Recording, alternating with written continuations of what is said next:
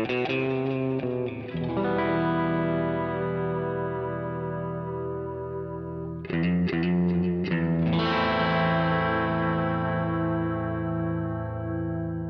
listening to Mark of the Maker.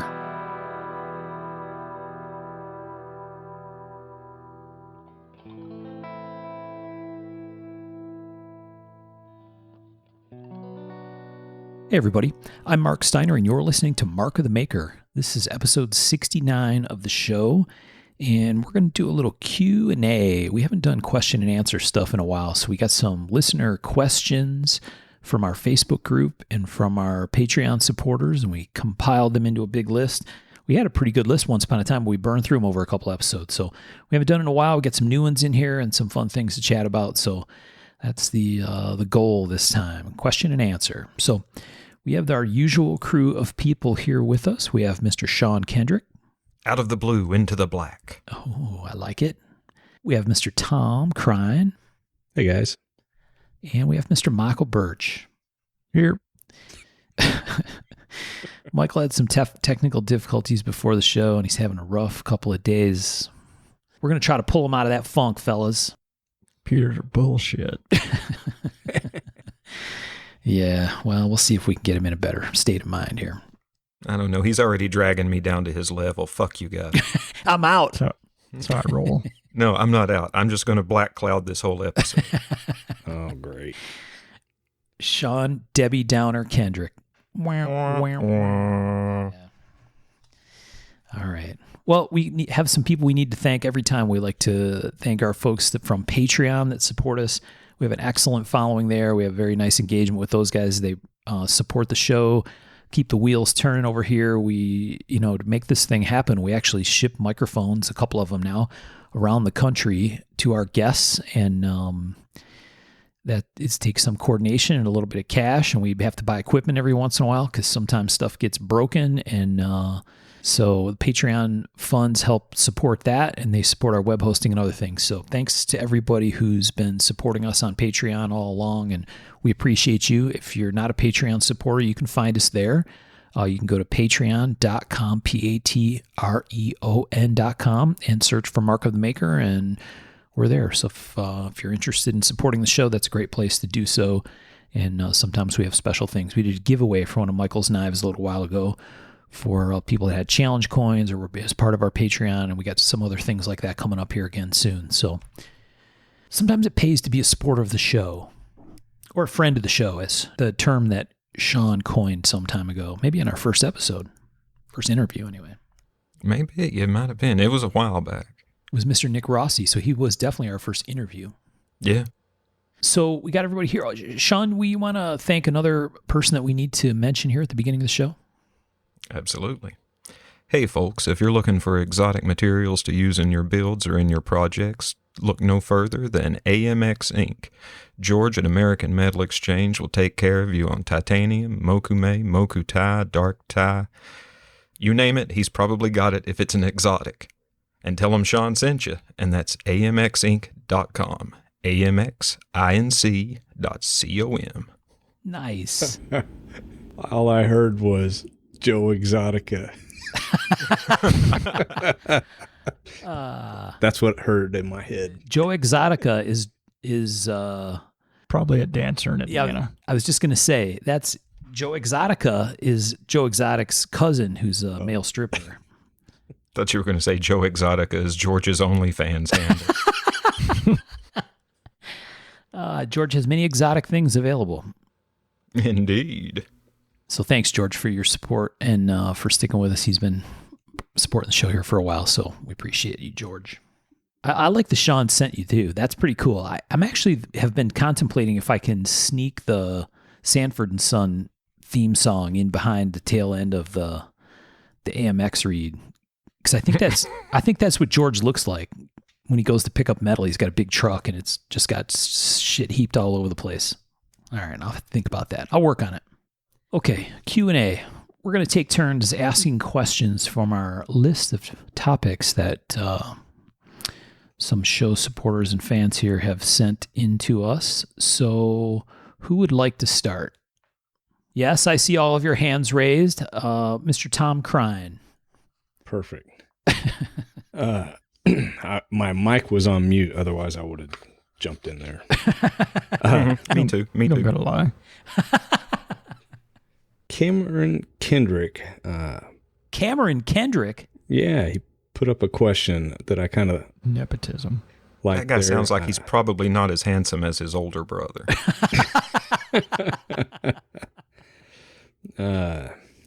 His question is there a connection between knife and watch collecting? It seems like most people who collect one collect the other. What is your favorite watch?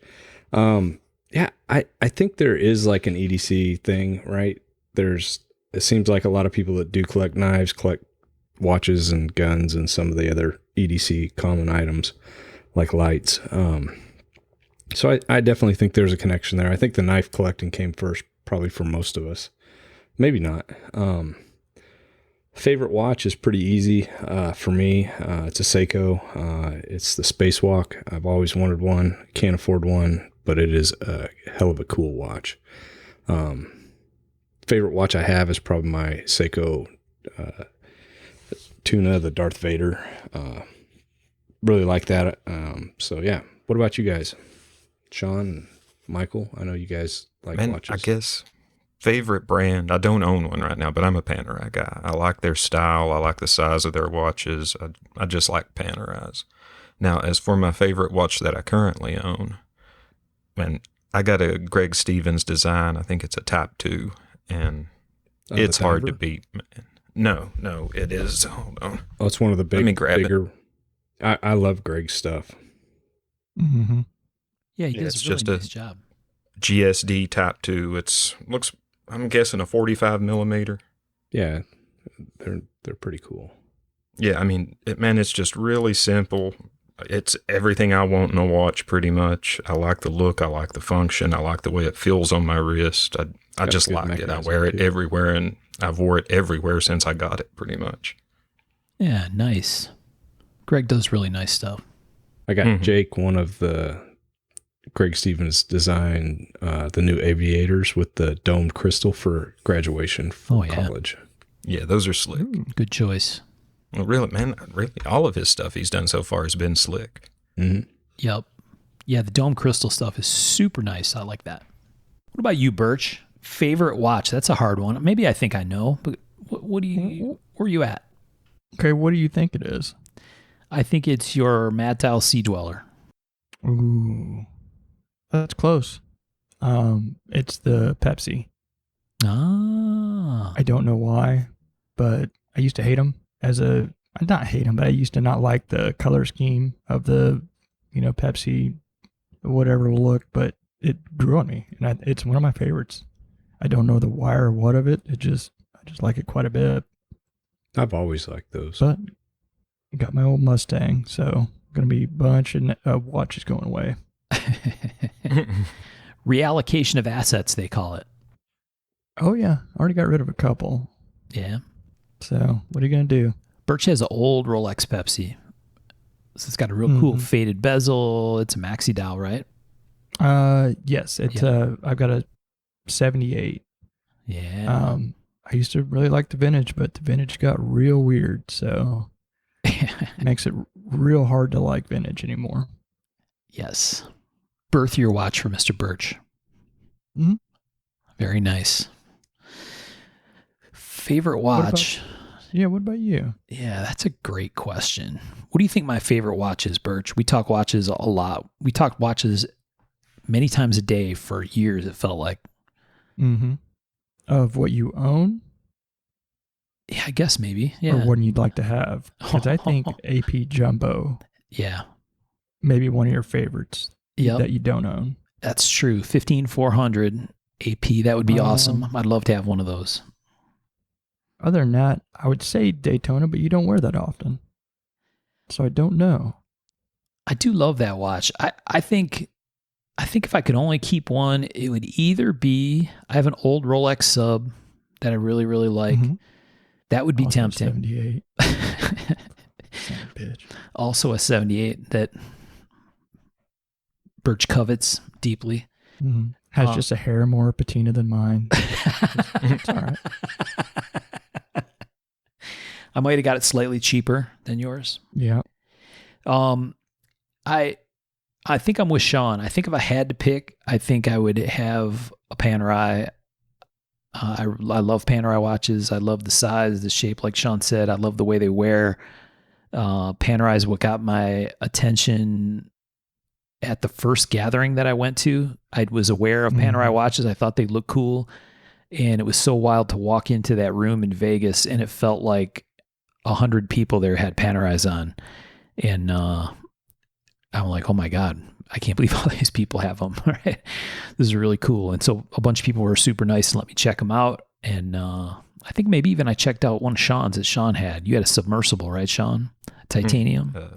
99. Yeah, that was a very cool watch. So anyway, probably a Panerai. Probably a 372 Panerai. That's my fave of that brand. I'll be honest. I always thought they looked cool, but everybody had them, and I was just like anti that for the longest time, right? Yeah, I can understand that. Because it seemed like if you were a successful knife maker or even an unsuccessful knife maker, you had a Panerai, right? Yeah, it went from nobody to a lot, and it's very interesting. You started seeing this big boom in watch collecting with EDC guys about the same time when the market for knives, for custom knives, sought after knives got really, really heavy. Yeah. So you started seeing the sales, and then they'll use the sale of a sought after knife to go buy a watch. And yep. Well, it seemed like it was like everybody had a Sin or Panerai. Yeah. For a while there. Yeah. Both really cool watches. Yep. But I just didn't want one for the longest time, and I ended up with one, and I actually really, really like it. I wear it quite often, which kind of hurts my soul to say sometimes, but because I've been a Seiko guy forever, and I really do like how it wears, and it looks cool, and it's something nobody knows what it is around here, so that's kind of cool too. I'm all Apple Watch all the time now. I can't, and that's the reason I never got one. It's because of this. They're so useful in the shop. I've got one on right now. It's what I wear in the shop every day. Yeah. It's but what I wear. When I'm out and about, I don't ever wear it, though. I wear something else. Michael fell into the pit of despair of the Apple Watch. Stupid That's what's fitness happening. stuff. That's why you're so upset. It's sucking your soul, dude. Well, it's like it has this little fitness app, and you got to get your calories and all this shit. And so then if you take it off, you're like, well, I didn't get my stand and all this bullshit. I turned all that off. Oh, that's awesome. That's awesome. Yeah. Good question. Yeah, that's a really good question. And I would like to point out, because I'm sure Cameron is like, got his arms in the air right now, his hands in the air, and he's going to say, that wasn't a question. That was a statement. There is a connection between knife and watch collecting, period. Well, I figured this was a Q&A, so I read it as a question. I'm just... Okay. I'm just making it clear. Yeah. Yeah, he didn't put a question mark at the end of that one either, so maybe I took it all wrong. I don't know. There's a question at the end, but he was offering a hypothesis. I like it. Yeah. I thought it was a statement of fact. Well, Boom. He might suggest that. Yeah. Sean's allegedly closer to him, so he might know, but... No, Cam's just been around the knife community long enough to catch on. He knows what's up. Yep. All right. How about, Sean, you want to... Yeah, that was a good question. Sean, you want to pick one of these and let her rip here? Yeah, this one's from Dominic DeMaio. It says, what is the one build you've wanted to do but never have, and why? Well, that's a good question. Yeah, for me, I would guess it would be a Musso style Bowie. And the reason I haven't is just I'm not sure how it's daunting to fit up the guard to the, copper or brass on the spine and all that stuff. Maybe if I got a fitted guard knife under my belt, then I'd be more amenable to tackling it. Dude, come down. We'll build a guard. We'll build a Bowie. I've not done one, but I think it'd be possible. Anything's possible. But I think we could do it. I like your optimism, sir. Yes. Come down to the Tom Crine School for Kids who want to knife good and do other stuff good too. The hardest thing would be just building a heat sink so you don't mess up your temper. But if you build the heat sink right, I think that wouldn't be, I don't think it'd be too crazy hard. I would think you would silver braze that, and that way when you do a low temperature solder on your guard, you wouldn't mess that up. But I've not done one. I've thought about it. I got a place for you to stay. Yeah, I've always figured brazing would do it. I mean, I've thought on it long and hard myself. I think Tom suggested this before, but if we do the Mark of the Maker Summit at Crime Knives Intergalactic Headquarters, we'll have to come up with some kind of project like that. I got three beds for you guys. I actually bought another bed, so if you guys choose to come down, there's 3 beds. Are they in the infield of the go-kart track? That's in the side building. That would be fun, though. It would be. Who needs all that space for anything other than a go-kart track, Tom? Right? Pop the doors and we could jump off the loading docks with our cars and stuff. Yeah, come on, man. What about you, Michael? Well, there's a lot that I haven't been able to do, and probably too many. Probably that's why I'm in a sour mood sometimes. But I know one thing I really want to build someday is like a full integral fixed blade out of sole authorship Damascus. Nice. I really, really want to do that one of these days.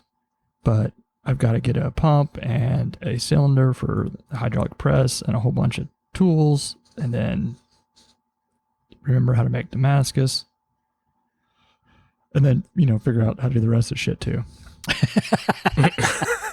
Well, I think the rest of it you got down. I mean, that's just some milling. It's that making that billet. Wow. I don't know if I have it down, but I have enough usually persistence and stubbornness to fuck my way around it and make it happen. Well, I love the fact that you just recently did some fixed blades. So I was super happy to see that, and they were super clean. Thanks. I was super sad to see that that stuff go, the mammoth go. Yeah, but the thing is, here's what I found. If you use an awesome piece, just set that money aside and at the next show buy 3 more pieces. It works out pretty good. I've not found good mammoth. Well, I mean, of course, it's been a bit since I've gone, but I just have not seen good mammoth with a little bit of depth to it. It's always kind of surface layer stuff. These last 2 shows, there's been some pretty good stuff. Oh, he's been piling it up. Yeah, the ice show, man, they had some really nice mammoth, but I can't. I've come to the realization that I'm not sure if I can use it on folders. The way I make folders and the way I contour and the way that makes me happy, I don't know if I can do a lot of them like that. It gets so thin and it's so kind of unstable at that point. Mm-hmm.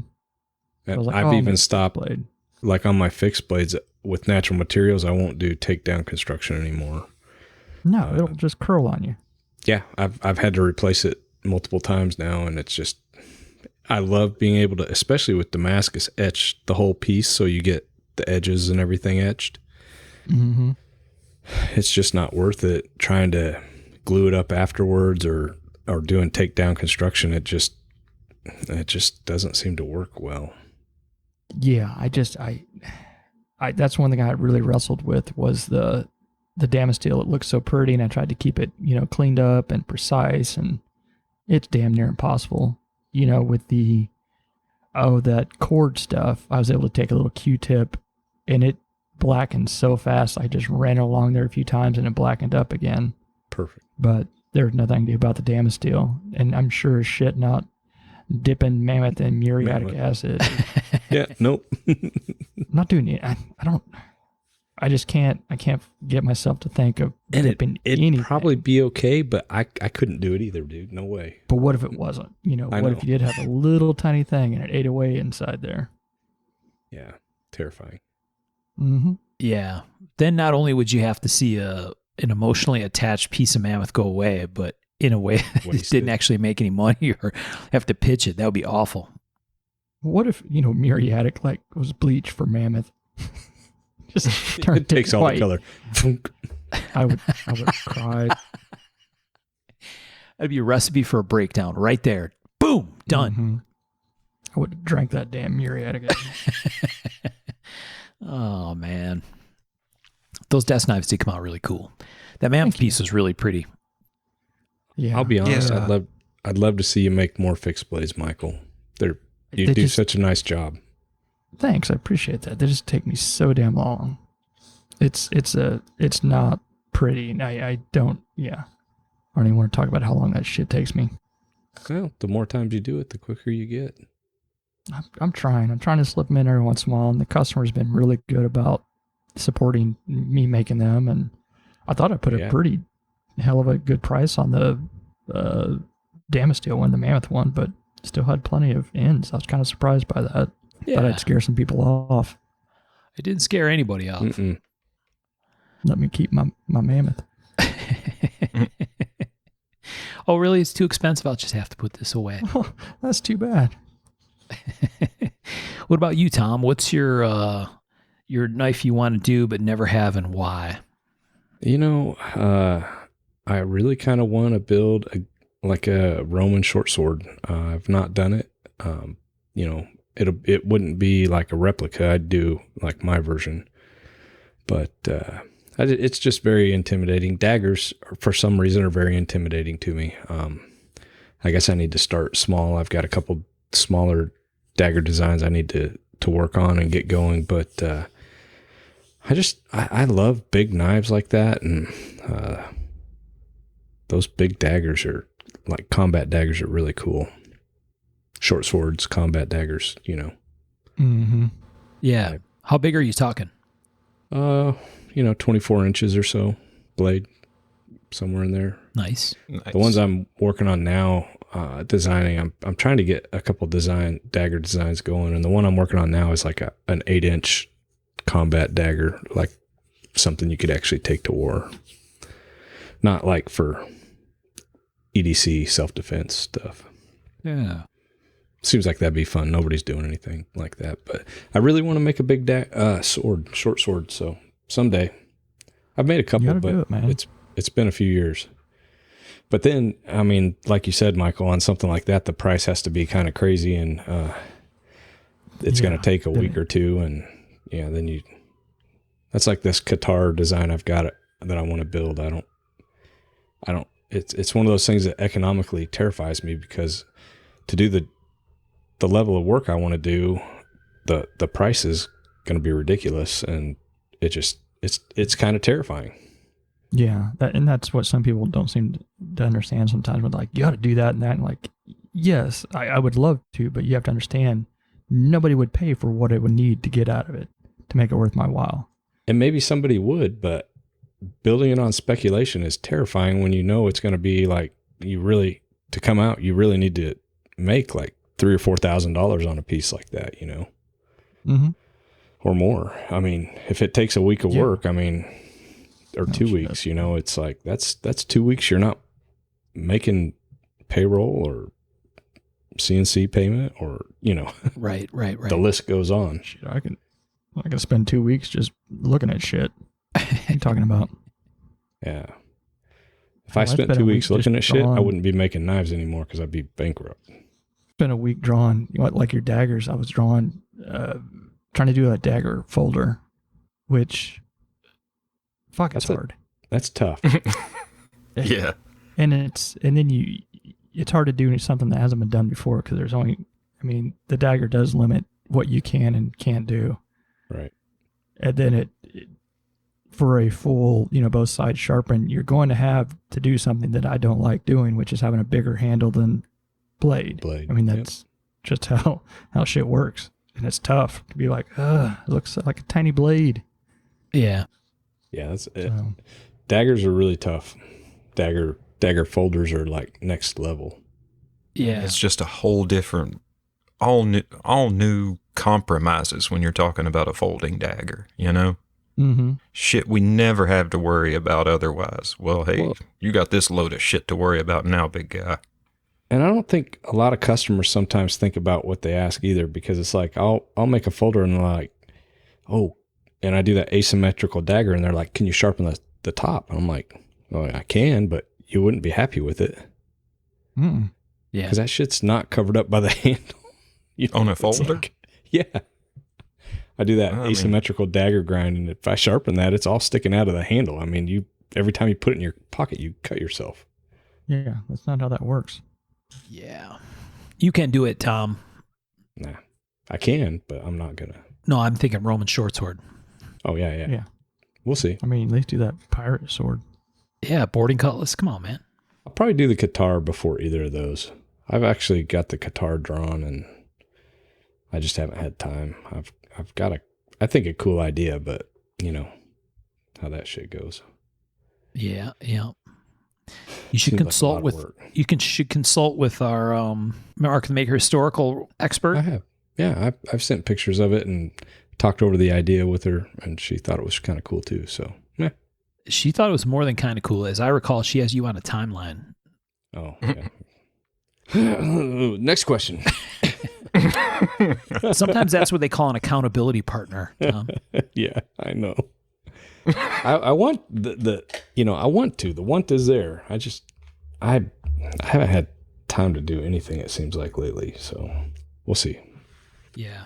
Maybe I just have to do one of those wellness weeks where I build what I want and There you go. see what happens. All right. Well, I'll let you know. We got to get our Tom's accountability partner to join us again. Yeah. For another episode. So, you might want to just get some kind of progress done so you have something to report. I don't look like a super loser. Yeah, you'd hate to disappoint her, I know. Yeah, I would, for sure. All right, Michael, you want to pick a question from our Q&A list? Yeah. Jay Capinetti asked, Capinetti. It's hard not to say it like that. Sorry, Jay. As makers, do you prefer taking custom orders and building to spec? Or do you prefer to make what you want to make and just post it up for sale? Personally, yeah, building what I want to build is preferable. That's always the best case scenario. When I first started doing the order books and custom orders, it was like legitimately as custom as you can get, which was like, hey, I want a 3.25 blade that does this and that, and I'd spend a week drawing it, and then another week it'd be I don't know how long it's been making up some of these things, and then I was probably charging $800 for my best work possible at that point. So it was rough. I had to quit doing that. I'll be honest, I don't know how you did that at all. Ever. Period. I don't know. Mistakes were made. I think when I first took order, the order books and stuff like that, I was making a different type of knife. Right. They were pretty simple, pretty whatever. And man, I got some weird requests. I made a couple ones that I just hate to say I really wasn't happy with and frustrated with. So I'd much rather stay in my lane, know what I like. I think people get this idea that they want something truly custom to them, but part of that, to me, that custom experience is just talking with the maker. It's like when I got my Loxa from Scott Cook, I didn't say, I want this or that. I said, this is the blade, material. He had a couple choices, the pivot and all the, whatever it was. But it was still, to me, a custom knife because it was made how I wanted, picking your materials or picking your, whatever still makes it custom. But I don't know. I had to change how that went. What about you guys? What about you, Sean? And yeah, I would generally prefer to just do what I want to do.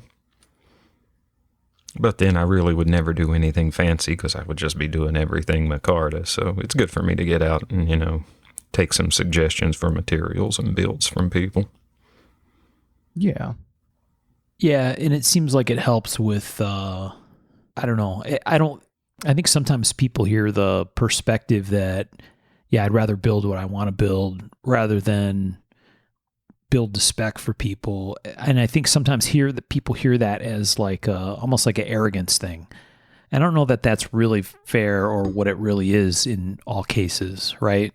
Because I don't know that it's an arrogance thing as much as it is, I don't know, maybe a mental health thing, or I don't know. What's the right way to say it? I think it's about efficiency too. Yeah, that's fair. I mean, if a lot of times we get asked to do stuff that we don't normally do or don't like to do, or use materials we don't like. Yeah. No, go ahead, Mark. I think, Mark, it is a mental health thing. It's like, this is, how I pay for food. This is how I feed my family, and I want to be able to do it. Or the choices either kind of build what I'm able to build or enjoy seeing aesthetically and that I know works better than they used to, or not build at all. Those are my two choices. There is no middle ground for me. And that's just how I'm built. I don't know if that's good or bad, or, well, it's probably bad in some ways, but that's just how I am. I've got stacks of stuff that I will not make anymore because I don't like, I've moved on past how exactly I made them then. And how I make them now is how I feel is some of my, up to date, my best work. And, hopefully I'll get even better and better. And I don't know what, maybe, another 20 years I'll be proficient at it or something. I don't know. But I'm trying to make and offer what I think is the best stuff that I can do. Yeah. I think I have a little bit different take on this, but, Michael, one of my favorite stories, our good friend Keith Curry, he told me that you made him a folder, and basically he said, I'll tell you what, you make it like you would like to make it. And he said that's his absolute favorite folder that he's got. Yeah. So, a lot of times if you give the maker, free reign, oftentimes it ends up pretty cool. I think it's healthy to have, guidelines and, barriers and be like, this is, kind of the stuff I like. But if you kind of say within those parameters, have at it, you'll probably get a better product, because we're going to be like, all right, I'm going to show you then. Right. Because you do want to exceed someone's expectations, but it's tough. I think for me personally, making fixed blades a lot, I like having a little bit of a mix. So basically what I often do is I'll put up blades. So you've got finish choices and handle choices and sheath choices. So you come up with something pretty special for you, exactly what you want, but the turnaround time is quick. And when I'm building those, I'll build, 4, 5, 6, like I want. And so, that way I know I have X number of sales. I know I have this money coming in. And then the ones that I make, are extra, but it's like I make them how I want and what's easy and comfortable for me. So that seems to work pretty good. Yeah. And sometimes I got to the point where with a lot of orders, it was like everyone wanted the most materials that you can possibly get, or everything was sort of an open bid type of build. I want this Damascus with that and stuff. And I don't like it. Where every single build, they tried to top the last build, basically. Yeah. And that is 100% not healthy for my head or most knife makers' heads. Because you can only run against yourself for so long, and it's it gets tough. I think, so I think there's another question that's very similar to this, right? So Derek Stang, so we just did Jay Caponetti's, but Derek Stang also asked, how do you handle maker's choice versus custom orders? And I think we're kind of answering that question, right? I think so. I think they're very similar. So both good questions. Well, there's certain things that you can't get Westinghouse from me. I've put the kibosh on a lot of things I just can't do. If they're rare and exotic or whatever, they're just not going on a knife. Really? You don't do Westinghouse anymore? Just because you can't get it, or you don't want to? It's what I have is my stash, and that's for me to make with my stuff. And because when it's gone, it's gone. You know, it's, I don't know. Do you do what? I mean, I'm talking about like the white Westinghouse old school stuff. Not, Yeah. I know there's like a million colors now and whatever. Yeah, you're talking like the legit old yeller. Yeah. Well, I still have some butterscotch, so I'm still using that. And I've got, it sucks because I bought at Blade probably 15 years ago, I bought a whole stack of the white, Alabama Damascus had it for sale, and it was like $20 a 6x12 piece. Bought a bunch of it, tried it. Didn't really understand how to finish it at the time. At the time, I buffed everything, and it looked like a pile of dog crap because it just filled up the pores with dark buffing compound, right? Mm. So I gave a bunch of it away. Started playing around with it a few years ago. Figured out how to finish it. Used up most of it, just selling it for like $25 to $50 a knife. And now it's like, it's right next to gold, I think, as far as what people are charging. Like, I've seen it go for $500, $600 a set of scales.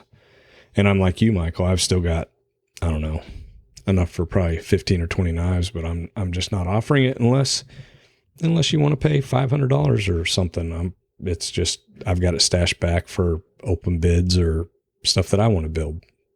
Yeah, that's Right. pretty much, you know, and there's a few other things I just, you know, if it's super weird or Or I'm not going to do stag on a folder, I'm not going, I mean, unless I decide that I'm going to waste, because I could waste handles and whatever, but I'd rather that be on my time and not someone else's, you know, I time did and get money, a lot I of guess. nice stag at Ice Show. I've been using a little bit of it, Nice. but I charge for it. So Yeah, well, good. Yeah, I think where you're going, Michael, is if it's something I got my mind to for a show or as a bid piece or something else, and I go through a couple sets, that's different than someone wants it and you burn through a bunch because you Yeah. have problems or it's not stable or whatever, or you know what I mean? You decide you don't like it because of symmetry or whatever. Then it's like, okay, well, how do you even deal with that, right? Where you Mm-hmm. burn up a bunch of material and There's a multitude of reasons why I could throw something away because it bothers me. So it doesn't make money. And I have to remember that I've got to make money or I can't do it anymore. yeah, that whole making money thing. Whew. pesky profitability. Mm-hmm. I think Derek alludes to something important, and this is where I think you've been kind of headed, right, Michael, is he asks, how far do you allow someone to stray from your standard offerings? And he might be referring to, you know, patterns, meaning shapes and whatever. And that's a constraint, I think. But I think some of the stuff you've been talking about is more like, here are the options you get to pick from, right? And like you mentioned Scott Cook, right? Okay, you get a pretty limited list of things to pick from when you order a Loxa, I think, right? But so maybe it's a longer list of things you could pick than that, but there's guardrails and, you know, it seems reasonable that people should be able to piece together something that they'll be happy with from that. And it's one knife, you know, it's not different models. It's one knife.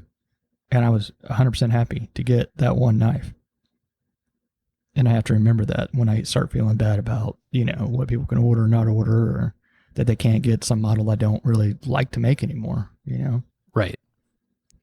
Well, and I think one of the hardest things, especially for new makers, is knowing when to say no.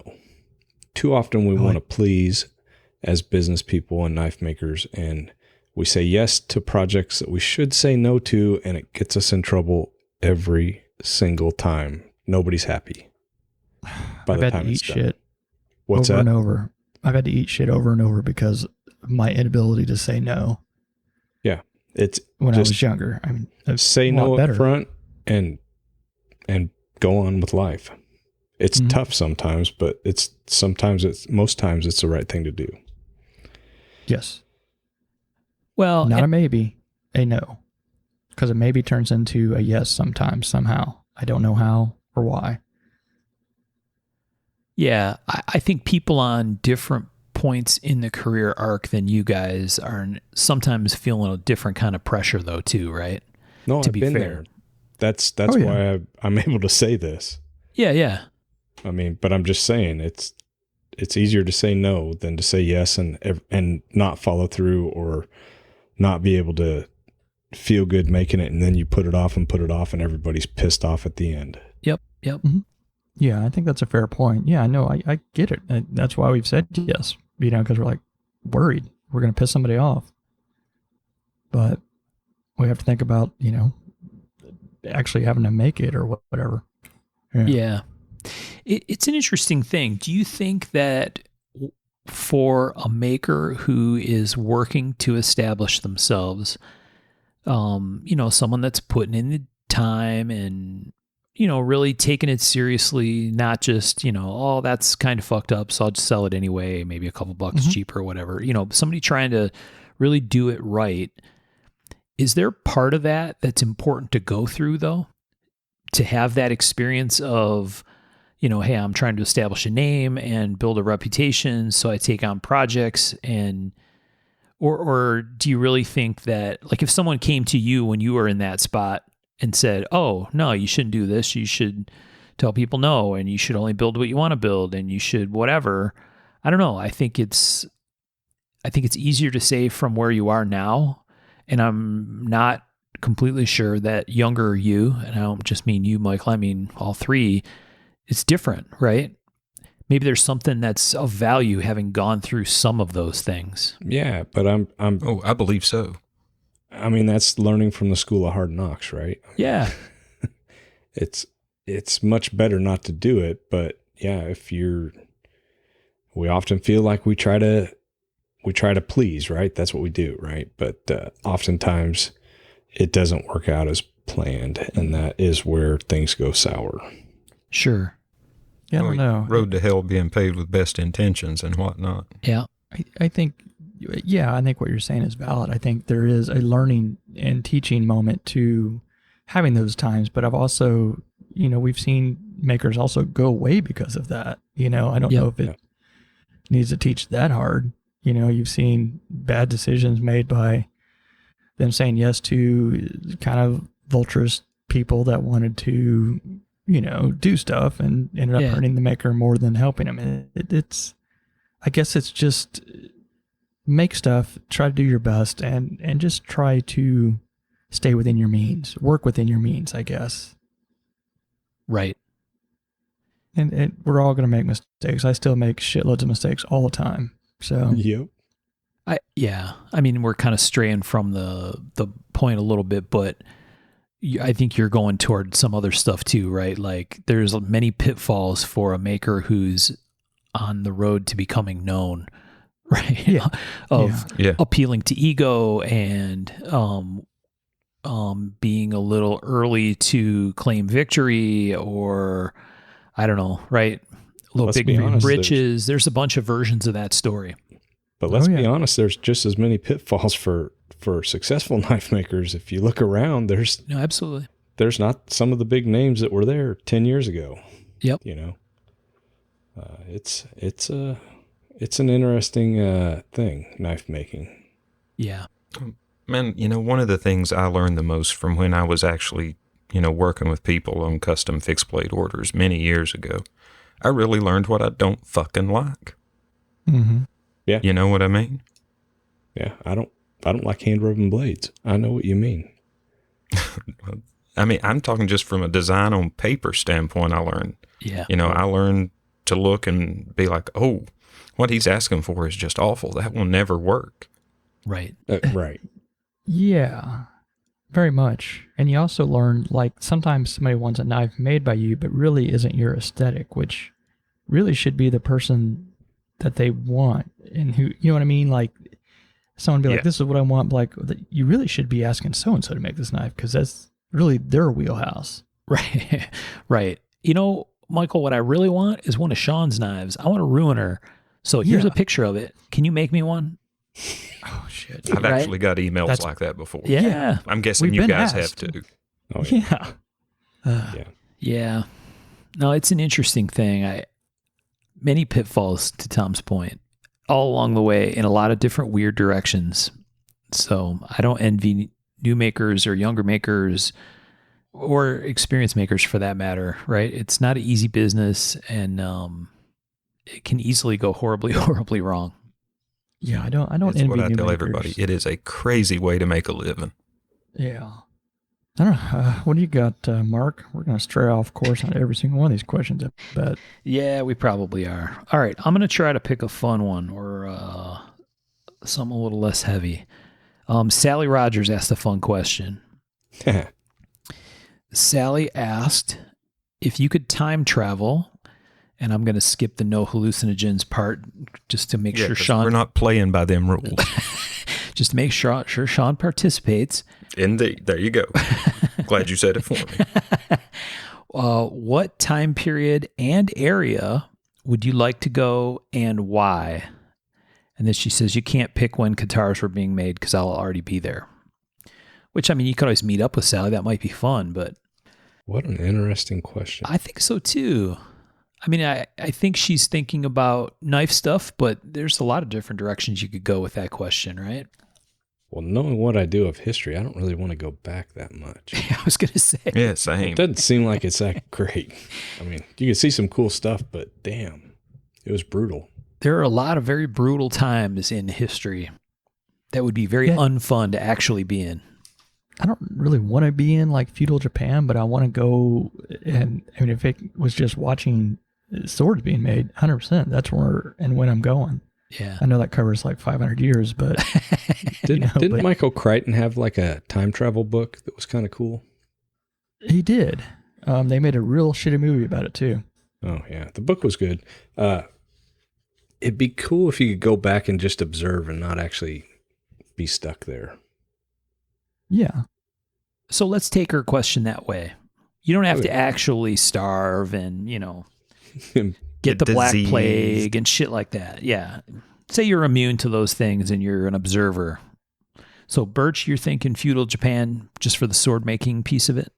I absolutely would love to see some of those being made from start to finish, each process, each part. They're a master in their polishing. The Ito guy knows his wrap. He's a master of that. Just every aspect of that. I'd love to see it. I can dig that. Mm-hmm. What about you, Tom? Would you go back to the Roman Empire? No, honestly, I don't think I would. It's so crazy. I would love to go back to the Mongol time, right? I think the Mongol horde was interesting. I've read several books on Genghis Khan. I love the Asian bow, and I would love to see those made. And they did some pretty cool stuff. So yeah, I'd probably go there. Nice. Yeah, like you wouldn't want to actually hang out with Genghis Khan? Hell no. Well, honestly, if you're part of the horde, it was actually probably not too bad. Or if you were conquered, they brought a lot of interesting civilization things into being. Once you were being conquered sucked. I mean, they were pretty damn brutal.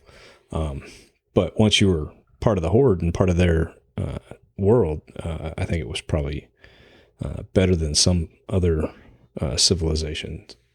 Were you saying it's okay to be conquered? No, I'm saying after you were. Okay. I'm saying when you were being conquered, it was absolutely a suck fest because if you didn't, if you resisted, they killed. Yeah, you were wiped out, man, woman, child. Boom. Well, I think they actually took the children. So. And the children got assimilated into the horde. But you're saying afterwards, it was afterwards good? You were part of their horde, and you became part of their civilization. Okie In the inner circle.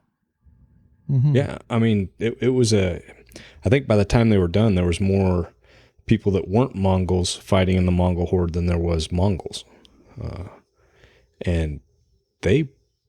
If Genghis Khan hadn't died, I think they would have probably taken all of Europe. They were pretty much making that happen. And I mean, if there wasn't a weird typhoon, they would have taken Japan too. I mean, there's watch Bill and Ted again. Yeah. Well, I mean, they read about their invasion of Japan. That basically a storm, a freak storm, came and wiped them out. There would be no Japan. Read. With my eyes and shit? What are you talking about? You just want to read with your eyes or read with your ears, pal. Come on. Either way, there's books in Let's say. Audible. It said podcast and Audible. That's how I roll. Who's the guy that does the history podcast, the real good one? Dan Carlin? Yeah, he's done some good stuff on the Mongols too. Yeah. So, maybe hang with Genghis Khan or get conquered or show him some party tricks like magnifying glasses or other stuff. And Yeah. then you could fit in without having to be conquered. Their composite bows were amazing. I don't know if you ever have really looked at them, but they're absolutely stunning. Yeah, I've read up on those a little bit. I mean, really interesting construction techniques too. Yeah, I mean, it was so smart. They used things that could compress on the inside and on the outside. Sinew, and on the inside horn with a wood laminate inside, and the extreme recurve. When you undo them, they go all the way back around like a C. Super efficient designs. Really, really, really cool. What about you, Sean? What about your time travel? What time period and area? Man, I thought on this one long and hard, and I had a hard time with it.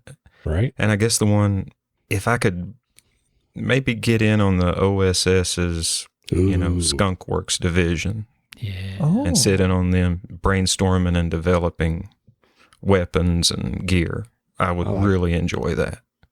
Ooh. Hands raised. Yeah. Are you going to go in that? You want to go with us? Yeah.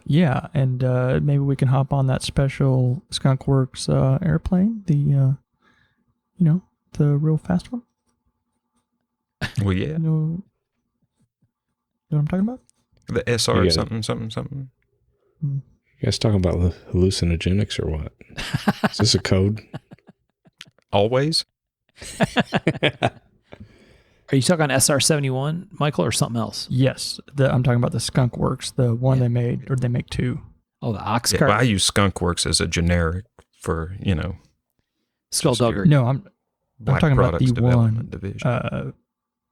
the one that was built for the CIA, Dirty Work, Skunk Work, SR-71 that was actually faster than the rest of them because they took something out. And I think it was mainly because it could be the fastest. But it may be two of them. I can't remember if it was one or two of them. Yeah. Anyway, sorry. Well, Sean, here's an idea. I think that with your mindset, you would have fit in perfectly in there. And I love it. And I'd love to see you actually sit down and design some stuff that would fit in there and make it some OSS type stuff. Yeah, Nice. man, I don't want to stroke my own ego, but I would hope I would fit in also. Yeah. Dude, And I would hope that at the end of the day, each one of those would go, wow, that guy's fucked up. I'm glad he's on our side. but I think you could do that right now. I think you could I think you could come up with some OSS type stuff now that you could rock, and it would be something that maybe you could have machined and do more design work and minimal finish work, not folder work, where you could start making a product line like that. I think it would be really cool. Yeah. Sean Works. Sean Works, not the Skunk Works. Yeah. I like it. I like the idea. I think Sean was very much on the same wavelength as me. That's the same kind of thought I had. OSS sneaky stuff development. I think that would be absolutely fascinating. I think if I had to pick and not pick that, I probably would pick space race era NASA time frame and development, just because all of that stuff was super cool. Yeah, super cool, but also not done before, inventing crazy stuff on the fly. Pushing the envelope. Yeah, very much pushing the envelope stuff. I think that would be really, really fascinating to see or be part of, or Dude, just seeing the balls on the designers and then the test pilots. Yeah. Yeah. I mean, you had some guys who were like, fuck it, let's roll the dice. Let's see how this shakes out. Let's do it. Mm-hmm. Yep. Yeah. Just the whole See anybody's balls. just the whole the amount of technology development in that period of time was insane. And I think it'd be really, really, really cool to see some of that happen. I think that'd be fascinating. So Good call. if I have to pick that, it's not really knife related. Maybe I'd want to sit down on the visit to Bo Randall for the asshole, but Just because I know Tom McQuarrie is screaming at me, Skunk Works was Lockheed Martin's special thing. yeah. Yep. Yeah, Okay. I just started reading that book. That book? Skunk That Works, I think is what it's called. Who ordered that special one? I don't know. Yeah. Well, I wish I could remember shit. That'd be super fun. Yeah. Well, guess what? As we get older, we're going to remember less. Your stories would be much more interesting. I will admit that, Michael. They'd be fantastic. Absolutely. I've consumed Terrible. a massive amount of history and have forgotten 99% of it. Yeah. Very cool. That's a fun question, Sally. So Jeremy Grant asked a similar question and then kind of added on, what knife would you bring with you? Which is, I think, kind of a fun twist on the question. So, Tom, you're going to observe the Mongol horde. What knife do you bring with you? Oh, geez. Well, we already said we weren't going to be involved, but I guess now we are. So what do I take? Do I get more than one choice? Mm-mm. Well, If they're similar? it's knife. It's not plural, but yes, I guess if you need to. I'll stick with one. I'll play by the rules, I guess. What knife? I'm trying to hold him to it, Jeremy Grant. You hope you're paying attention. Randall 19 5-inch. Nice. I love that knife, and I feel like there's nothing I can't do with it. Of course, it's probably going to be the smallest knife in the whole damn horde, but maybe I'll take a number 2 8-inch. I don't know. Taking a Randall to the Mongol horde. I like it. Yeah. Michael, what would you take with you on your visit to Japan? Gerber Mark II. All right. I like it. It was made in Japan later. With that thing, I can take whatever I need. There you go. There you go. Acquire own sight. That's right. That's interesting you picked that, because my first thought was the Model 2, which is also a dagger. Yeah, it's got to be something small, stabby, concealable, Nice, quick and nice. easy. All right. I like that. What if you took a Bowie to Japan and it totally messed up their whole timeline? They stopped making swords and they only made Bowies. There you go.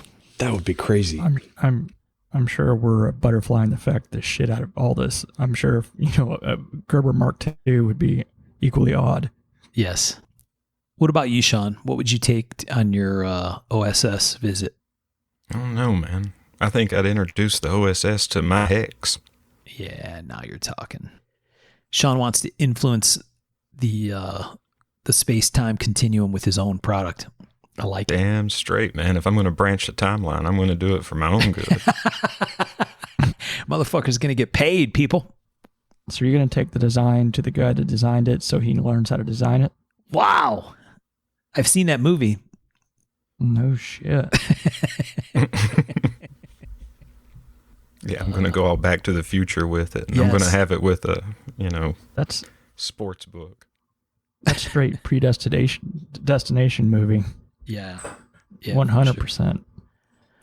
Yeah, so what do you take to that early 60s, early mid-60s NASA scenario? I don't even know what to take. Some kind of badass pocket flipper. Yeah. Because you're going to be working. And there Maybe won't be take any a Swiss bit Army numbers. knife. That'd be cool. Not a picture of Bezos' rocket, because I'd be all like, well, shit. Nice looking. I'm out. That would This is what maybe. we're going to turn into? Hey, what if that happened and that's why in the 70s all those knives had penis handles? Maybe. Mm. Maybe. That might have happened. Yeah. I don't know what you've been Googling. No. What? Those guys are rolling in their graves over the old wiener craft. It's not good. Who ever thought that was a good thing? I don't know. Gosh. Maybe Bezos is just trolling everybody. Flying to space in his own giant dick. I don't know. That's a Birch move right there. Instead of just drawing a dick on the inside of your knife or whatever. Yeah. Put it on the outside. Yeah, exactly. Flaunt it, baby. Richest man in the world. Why not? I guess so. I think I would take one of those Robert Lassard drawer equipped plus the magnifying glass Swiss Army knives to the NASA scene. That'd be cool. Yeah. That'd be a cool piece for that. Oh, yeah. They dig that. Yeah. He calls it the scientist, I think. That's perfect for it. Stuff it in my lab coat pocket. That'd be awesome. It seems like Nick Rossi's trying to get where he's not popular on our show anymore. He was? Oh. Good point. The OG friend of the show. Yeah. His question is just not nice. I think it was wonderful, actually. Yeah. 25% rating. I'll read it since Tom doesn't want to. Nick Rossi's question was, which one of you is the nicest and why is it Mark? That's a fantastic question, Nick. Why is that? Because he's got you fooled. That's the answer. Unfriend of the show. It's one of those rare occasions where the ginger kid gets some love. You know what I'm saying? It doesn't happen very often. That's what Jake says, my son. It's true. It's true. All right. Mm-hmm. So who asked the first? Okay, Tom, did you ask? You want to ask another question? You asked the first one from Cameron. Yeah, I had to stand up. I got a Charlie horse in my leg, and it's like, Oh, I hate that. oh, son of a gun. Dude, I got one the other night in the arch of my foot. Holy fuck, did that Yeah, wake that me up. does Suck. so good. Nope, I do not like those. Gee whiz. All right. So I'm going to hit the controversial one. Uh-oh. Why not? Buckle up, people. Yeah. Brandon Brown, he says, I have one question, kind of controversial-ish. I don't know if that's a word. But anyways, he says he's the admin of a knife maker group, and he gets messages sometimes where there are people in the community that knife makers have said they would make something for the person, but that it never ends up happening or hasn't been talked about since. My question is, should they pursue that item or let it fade away? For me, and it may be a Southern thing, if I say something, I'm going to try my hardest to get it done. I may need to be reminded, but it will get done. I've heard a few different opinions. Some are on the side of, even if I say it, I don't owe anyone anything.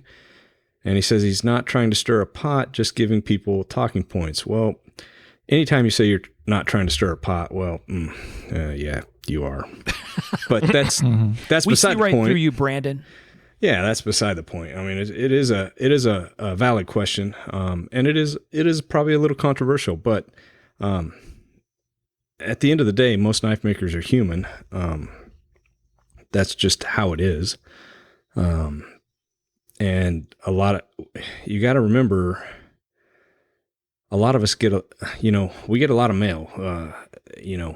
If a customer messages a knife maker, he knows that he messages a knife maker, but oftentimes knife makers get messages 20, 30 times a day from customers. And sometimes it's hard to keep track. And, sometimes, we mean to go back and put something down and it doesn't get done. And, I think it's only fair to remind us, I mean, if we agree to do something, most of us, I think, tend to want to do that if we've said we'll do it. At the same time, if you haven't given us any money, we don't owe you anything, but that's beside the point, I know me personally, I've dropped the ball on probably hundreds of things, maybe more.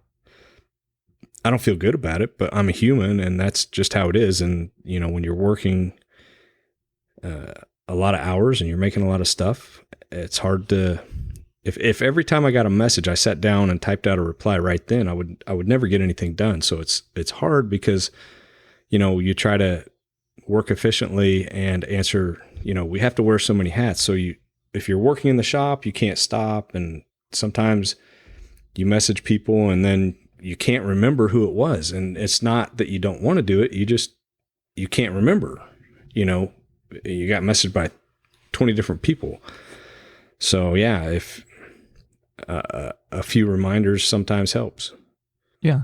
I don't think you should be afraid to ask someone if they said they're going to make something. You see this all the time of so-and-so said they would do something, like in the like feedback type of places, just ask them, but like Tom said, keep in account that I'm forgetful, but there's also 50 million ways to contact, and there's not a single one that like everyone sticks to. So you'll get text messages, you'll get Facebook messages, you'll get DMs, you'll get Instagram, and emails and stuff like that. Sometimes I have a problem where I'll be like, I'm going to answer someone their question, whatever, and then I'll forget which platform they asked the question on. Right. And I'll just be like, where in the hell did that come? And I have no clue, and I get frustrated, and that's that's just me and not keeping. No, you spend 10 minutes looking. Better. Yeah, and you get but you also have to. When this question was asked, I was thinking of something that happened at Blade a long, long time ago, where I was just talking to somebody in the pit. We were drinking beer and shooting the shit, and someone was talking about a knife, and he was like, this type of material, this type of thing, and he was like, wouldn't that be a cool knife? I'm like, yeah, that'd be pretty cool. It would make for a cool combo. And then like 2 weeks later, I get a message from him, be like, all right, so you going to build that knife? When are you going to build it for me? And I'm like, what are you talking about? Right. I didn't say I was going to build. I just was agreeing that would indeed be a cool knife.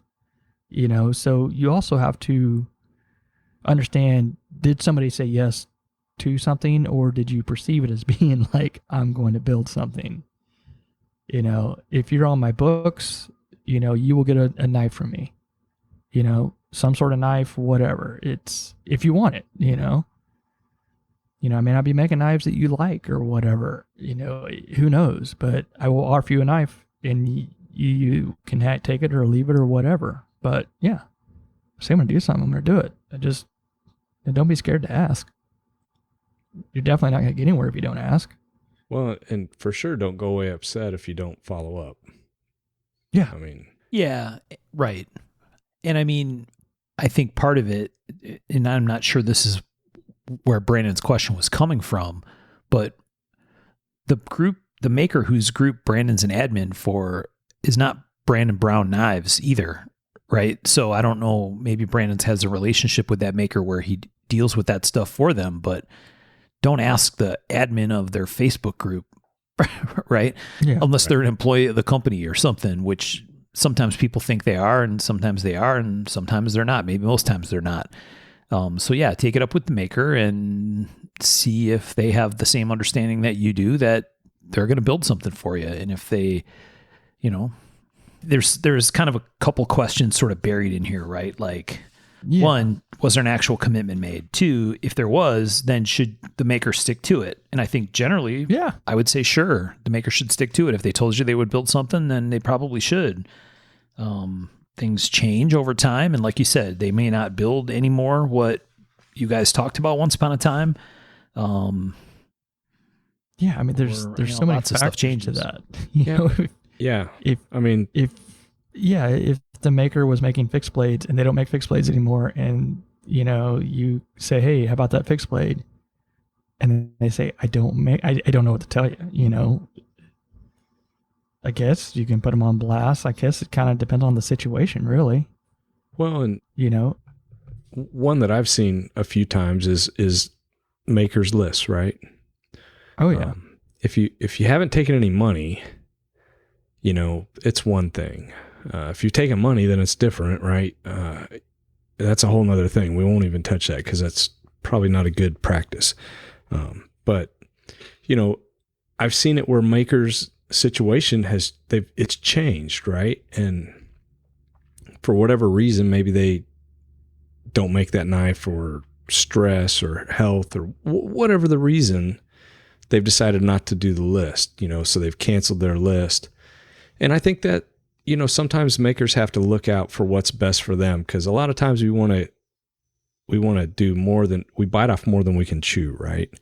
And so, I think you need to respect the makers a little bit there, and sometimes in a situation like that, maybe that's nobody's happy except for the maker, and that, sometimes like I say, you have to do what's healthy for you. And so I don't know, as long as there's no money exchanged, then I think that's a different thing. Yeah, I think it's case. It's not case, but a good thing, but them. it is what it is. Yeah, just ask. And sometimes a maker may have agreed to something late at night after many drinks. Mm-hmm. Or we all make bad decisions. That was the first name for, oh shit, now I forgot the term. We had a term for it when someone would ask when a maker was drunk in the pit or something. Oh. It turned into something else though. The term did. Okay. Shit, I cannot think of it now. Thanks, memory. But yeah, we had a term for when someone would come up and try to ask for a book spot or whatever when someone's been drinking in the pit. Have a few more beers. Like broing somebody, but it's a different word for it. Yeah. Shit, I'll think of it later. Tonight when I'm trying to sleep. Did 3 you get a.m. roofied for an order? Yeah, well, hey, we're not naming names, Sean. Oh, sorry. So, recovering Mark of the Maker guest Billy Cho commented on this question, and what did he say? He said, who cares? Gee whiz. Just kidding. Billy Cho says, get your email fired up, because Billy says, for me, it's best to follow up because sometimes I need to be reminded, like Tom said, right? Yeah. People are busy and whatever. Billy says, I usually don't ask people if they want one of my knives. Most of the time it's fear of rejection. But I do appreciate when people ask, because even if I can't at the moment, I'll remember, and then I'll ask them later on if I have something or if I can, which is nice. Yeah. So Billy agreed with our answer for the most part, right? Yep, I think so. If you think there's a commitment, follow up and see what the deal is. Okay. Sean, I think you're up. You want to pick a question out of the list here and ask away? This is from Kevin McQuarrie, and he says, who's some of your guys' favorite new makers? And I'll take this first. You guys know I'm keen on Chase Boatwright's stuff now. I mentioned him on the TKI recap. Yeah. And, man, I like Ian at CMF Metalworks. I really like a lot of the stuff he's doing. Mm-hmm. He's got some cool stuff going on. He's got nice shapes, right? Good looking design. Man, really nice flowy shapes. And, I mean, they look really carryable and usable. Yeah, really evolved pretty well. Yes, real nice looking carry pieces, and he's pretty prolific. He's making quite a bit. He is busting them out for sure. And they not in a way that appears to be any kind of trading off doing good work. You know what I mean? Yeah, clean stuff coming out at a pretty solid rate. Mm-hmm. Yeah, I think he brought a knife over when we were at the New York show when you came, Michael, to the New York show with us. Yeah. He brought a knife over to check out. And I was really surprised. I think the knife that he handed me, I remember being surprised that it was so small. Like, it was a pretty small folder that he handed me. I'm like, whoa. You look at it in pictures, it's like, okay, this looks like a decent sized knife, and meaning a big knife. And in hand, I'm like, damn, this thing's little. Very slim, very, I don't know, perfect for what the market likes right now too. So it's for sure. It's a good mix of stuff. He's doing good work. Yeah, well, dude, I like the way he's choosing materials. He seems to be pretty decent at self-editing, and I appreciate both those things. Yep. Yeah, it looks good. Yeah, good stuff. I remember being impressed that, wow, okay, I thought this knife looked pretty good in the size I thought it was, or that I visualized it to be. And then when you have it in hand, it's like, damn, there's a lot going on in a pretty small space with these little guys. That's pretty cool. Mm-hmm. All right. So newer maker, not newer, maybe younger makers you like. What do you think, Tom? I knew you were going to ask. Man, it's kind of crazy. I don't know, honestly. I just don't feel like I've had time lately to really do much searching on Instagram or anything. Man, I don't know. I guess I'm gonna pass on this one. Sorry. All right. It's a great question. And I'd love to know the answer, but I need more me time. Apparently. More me time. There you go. I'll work on that. You got anybody you want to point out, Birch? I seconded the CMF. I really kind of like Tom. When I saw that question, I was like, I just don't really. Hey, I want to third. I'm going to second the CMF. You can third it, Michael. Sorry. Too funny. Well, it seems like the yays take the floor on this one. There you go. Well, I think it's almost just like an abundance. There's too much. Like, I don't know. You go on Instagram and you see all the knives pop up. It's just, holy shit, it's a lot. There's a lot out there, and it's always a hard thing because, like, okay, so like Ian's not a new guy, right? But, that's where the question gets hard, right? Newer. Yeah. And, I think like Dave Brown that was on with us, right? I think Dave Brown would think of himself as a newer maker, right? Mm-hmm. So, but not really new. So I don't know, it's kind of an interesting thing to kind of get your head around. Well, yeah, it really is. And it's like Billy Cho for one. To me, he's not a new maker. He's been doing this for a while, but like lately though, his stuff has really like kicked it up a notch. Yes. Just really kind of hit full stride. But he's not by any means a new maker. Just kicking ass lately. Right.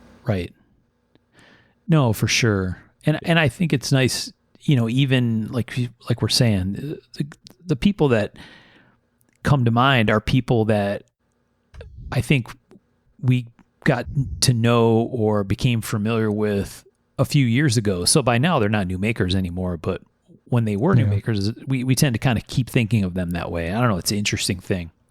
Yeah.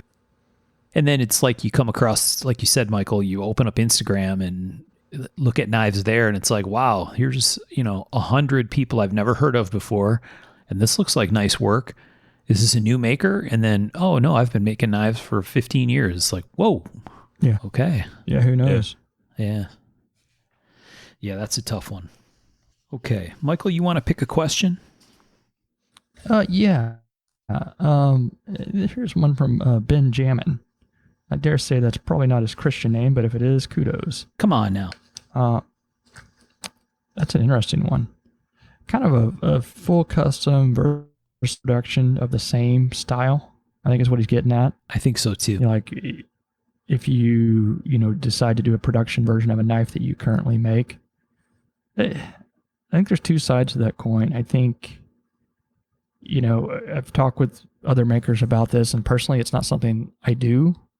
I think, but I'm also overly cautious and overly protective of my stuff to almost detrimental ways.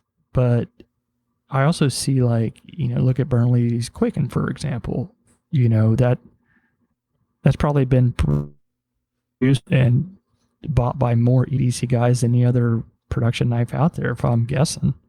And it's still sort of his flagship folder. So that kind of says it is okay. So, but I think it has to be done right, and it has to be done, kind of a perfect sort of alignment of everything going just right on that.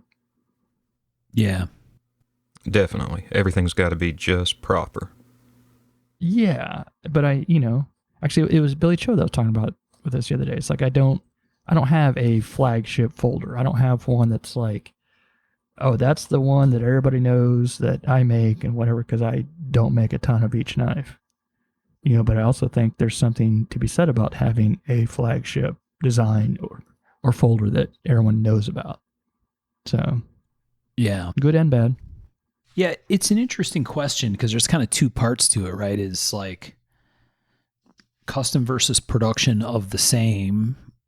It depends on what kind of production you mean, right? Because I think when you talk about production from some of the big companies, I think there's a noticeable difference between, historically anyway, between the production version.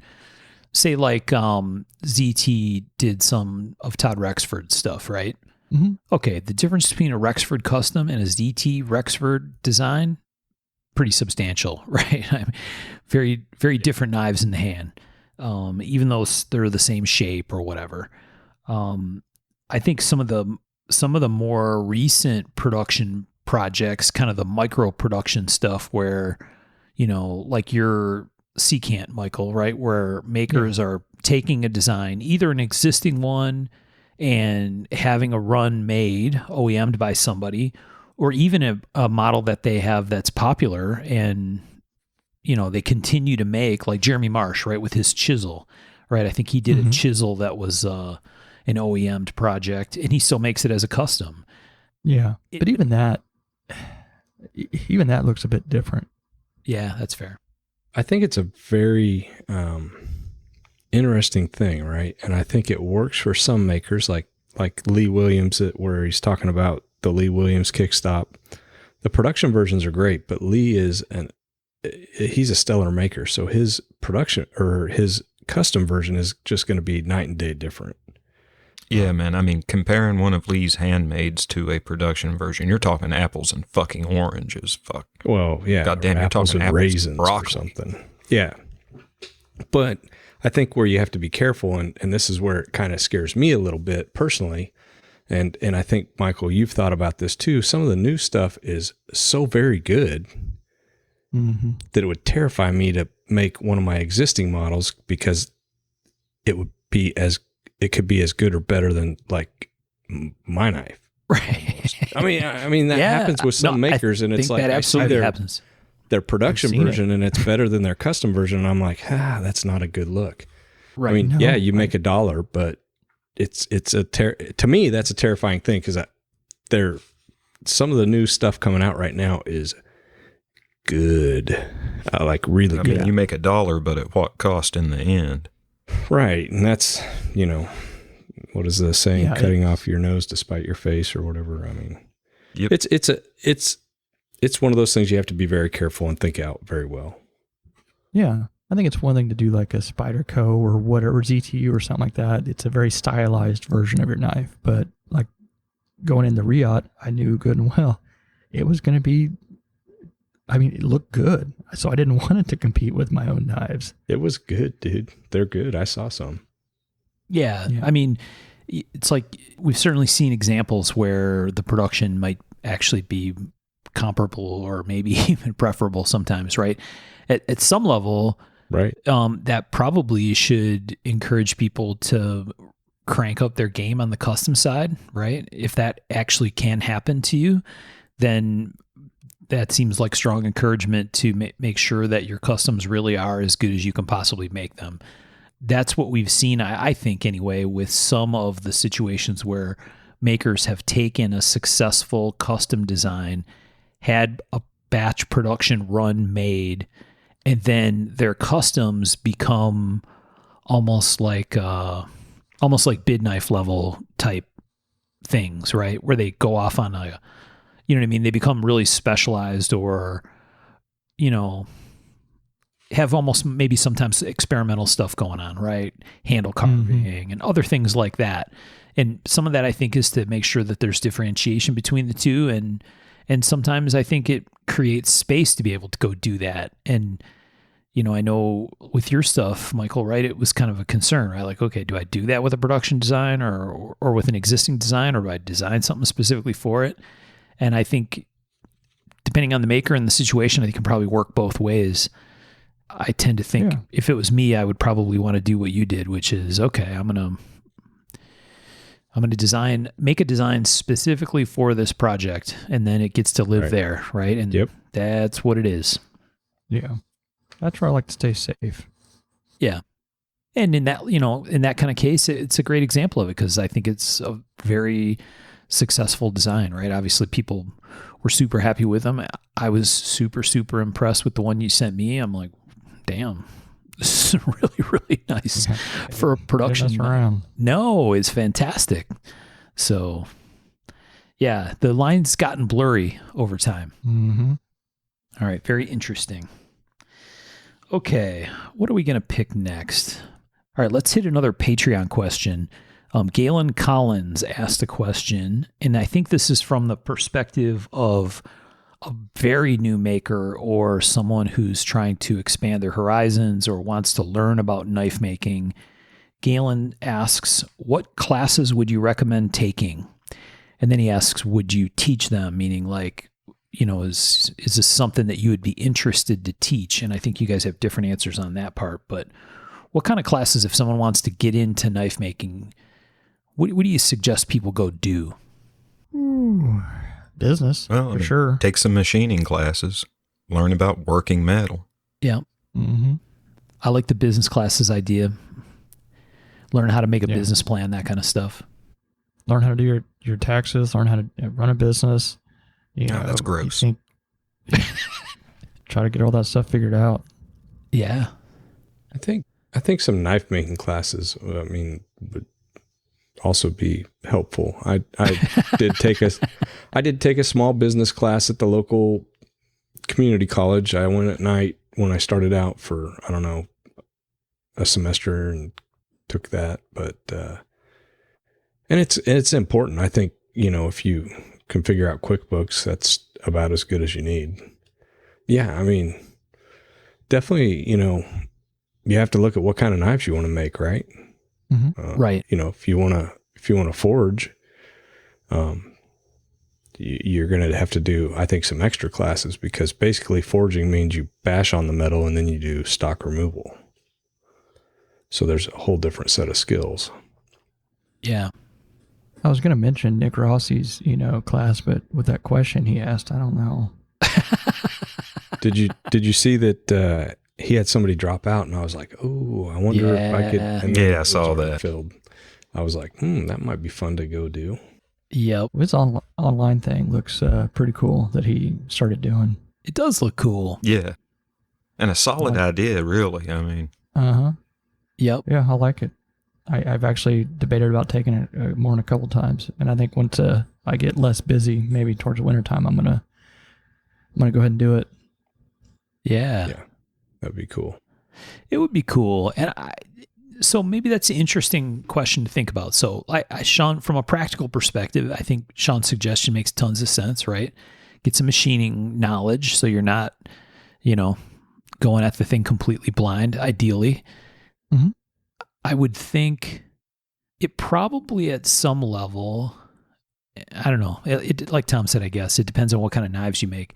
It might make sense to go at least take how to forge a knife kind of class, whether it's something with Nick or New England School of Metalwork or whatever, right? One of those kind of courses or a thing at Hammer In or whatever, just to kind of understand that part of how knives are made. It seems like a good building block, even if you're going to do stock removal stuff. Yeah, and really one of the best things, if you can find a knife maker in your area, or anymore with the internet, really anywhere, if you can develop a relationship with a knife maker, I think that's one of the best things. And if a knife maker offers classes, that's even a better way to solidify that relationship. You support the knife maker, you learn some hands-on skills in a shop. But I've had multiple people that have stopped by here and, starting out making knives. And at first, it's like, well, how serious are you about this? And, when you come back multiple times and every time you're striving to make something better and you're learning, then I tend to be more helpful, if that makes sense. Mm-hmm. But yeah, I think if you can get in a shop and get on a grinder for a little bit, and if a knife maker does that, don't don't take it for granted. He's giving up his time to help you, so be appreciative. So yeah, I think a local grinder, knife maker, or, you know, especially if there's somebody that makes knives like you want to make. Yeah. I think that goes, you know, someone who's passionate about it, like legitimately passionate about making knives, goes a long way versus someone who just kind of, you know, just wants to be, I don't know what you say, Insta famous or whatever. There's a difference, you know. And whatever you do, don't walk into their shop and be like, oh, well, shit, if I had all these tools, I can make knives too. Mm-hmm. That just pisses people off. Yeah. Yeah, for sure.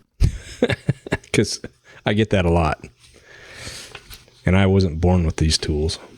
No, but you're going to take them to the grave, aren't you, pal? Probably, I don't know. My grave won't be this big, but maybe a couple. I don't know. Right. But yeah, I mean,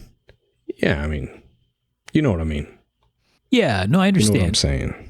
And I think, oh, well, okay, I'm not one to give advice because I'm not a knife maker, but I think if people spent some time digging, they could find opportunities to go learn how to do stuff, right? Whether it's, you know, through blade smithing thing online or in person, like we talked about earlier. Yeah. You know, another recovering Mark the Maker guest, Luke Swenson, aka Yukon Cornelius over there. He's doing slip joint stuff, Dude. right? Teaching people how to make slip joints. That would be very, very interesting. He does look like that. He does. No joke.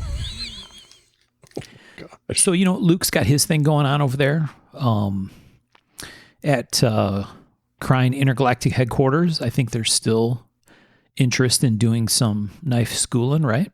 Yeah, eventually. Everything takes about 10 times more time than I think. I have a lot of ideas, and 90% of the time it just takes a long time, much longer than I'd like or anticipate. I guess that's life, right? Truthfully, your best bet is to go on all the forums and knife forums and just read every single part of it you can. It'll get you at least headed in the right direction.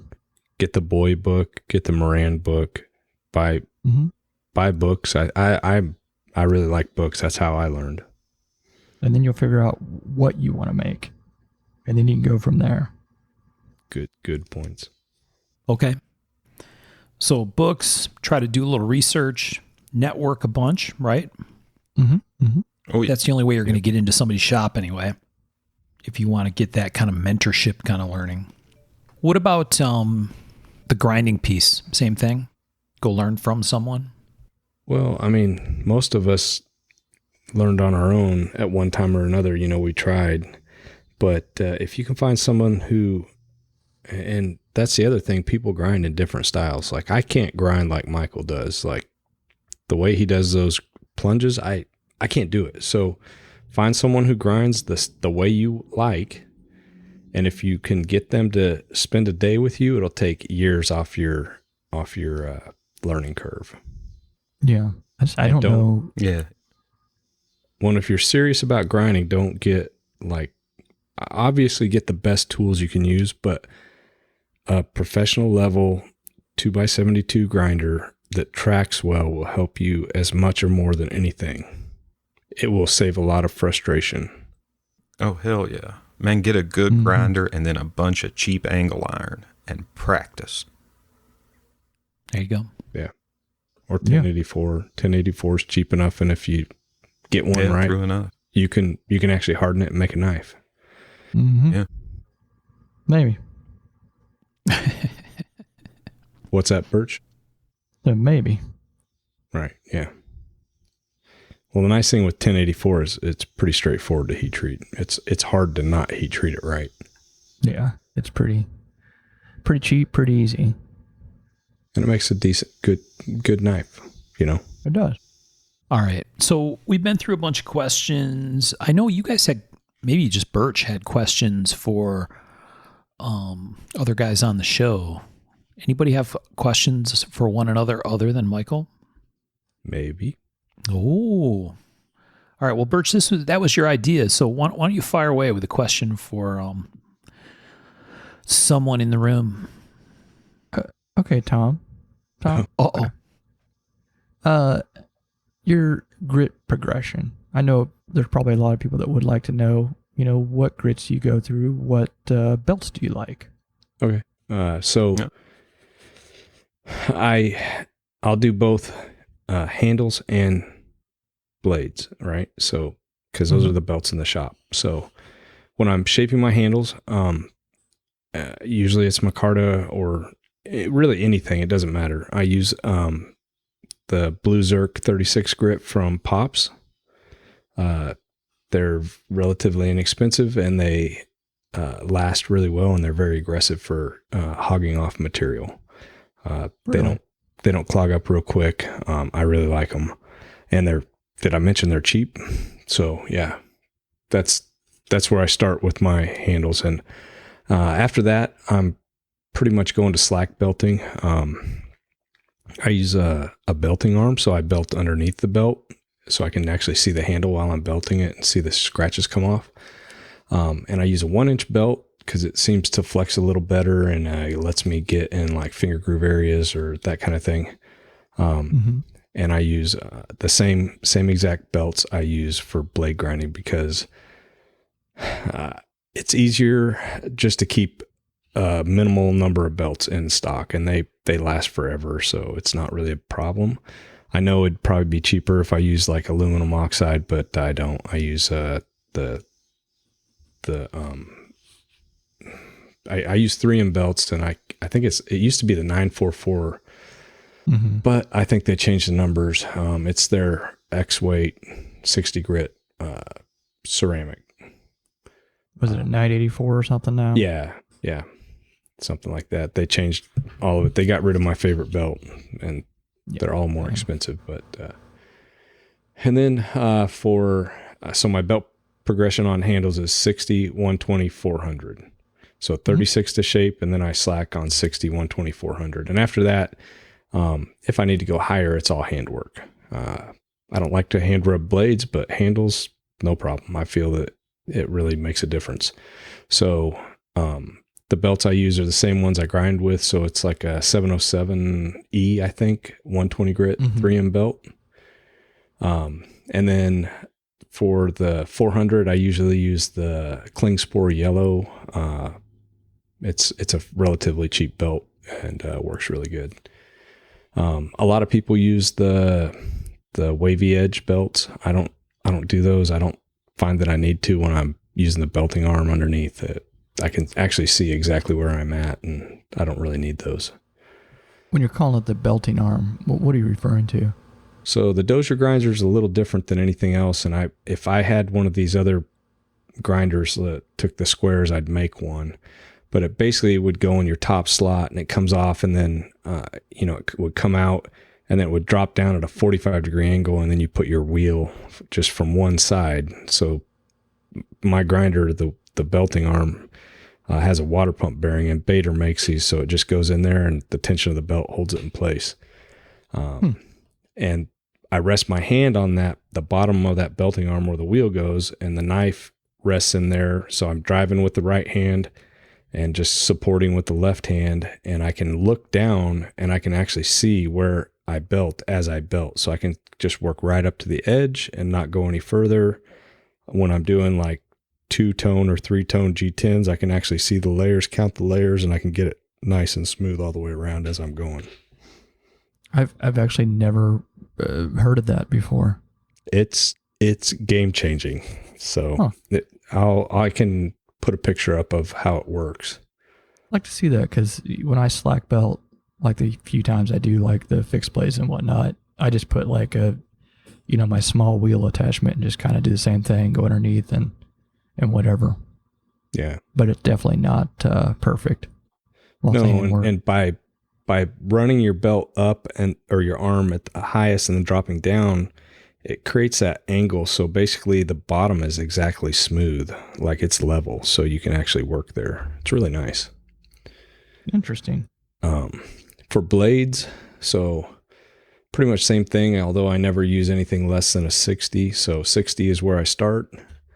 And I progress pretty quickly. I 60, 120, 220, 400. The 120 and 220 are the 707Es from 3M, and the 400s, I just use the yellow cling spore.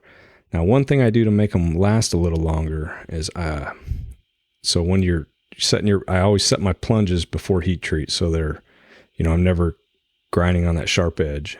So that makes my belts last a lot longer. And basically I'll 60, and then the way I do it, I set my plunges with a used 120 so that they kind of work down on my belt storage area.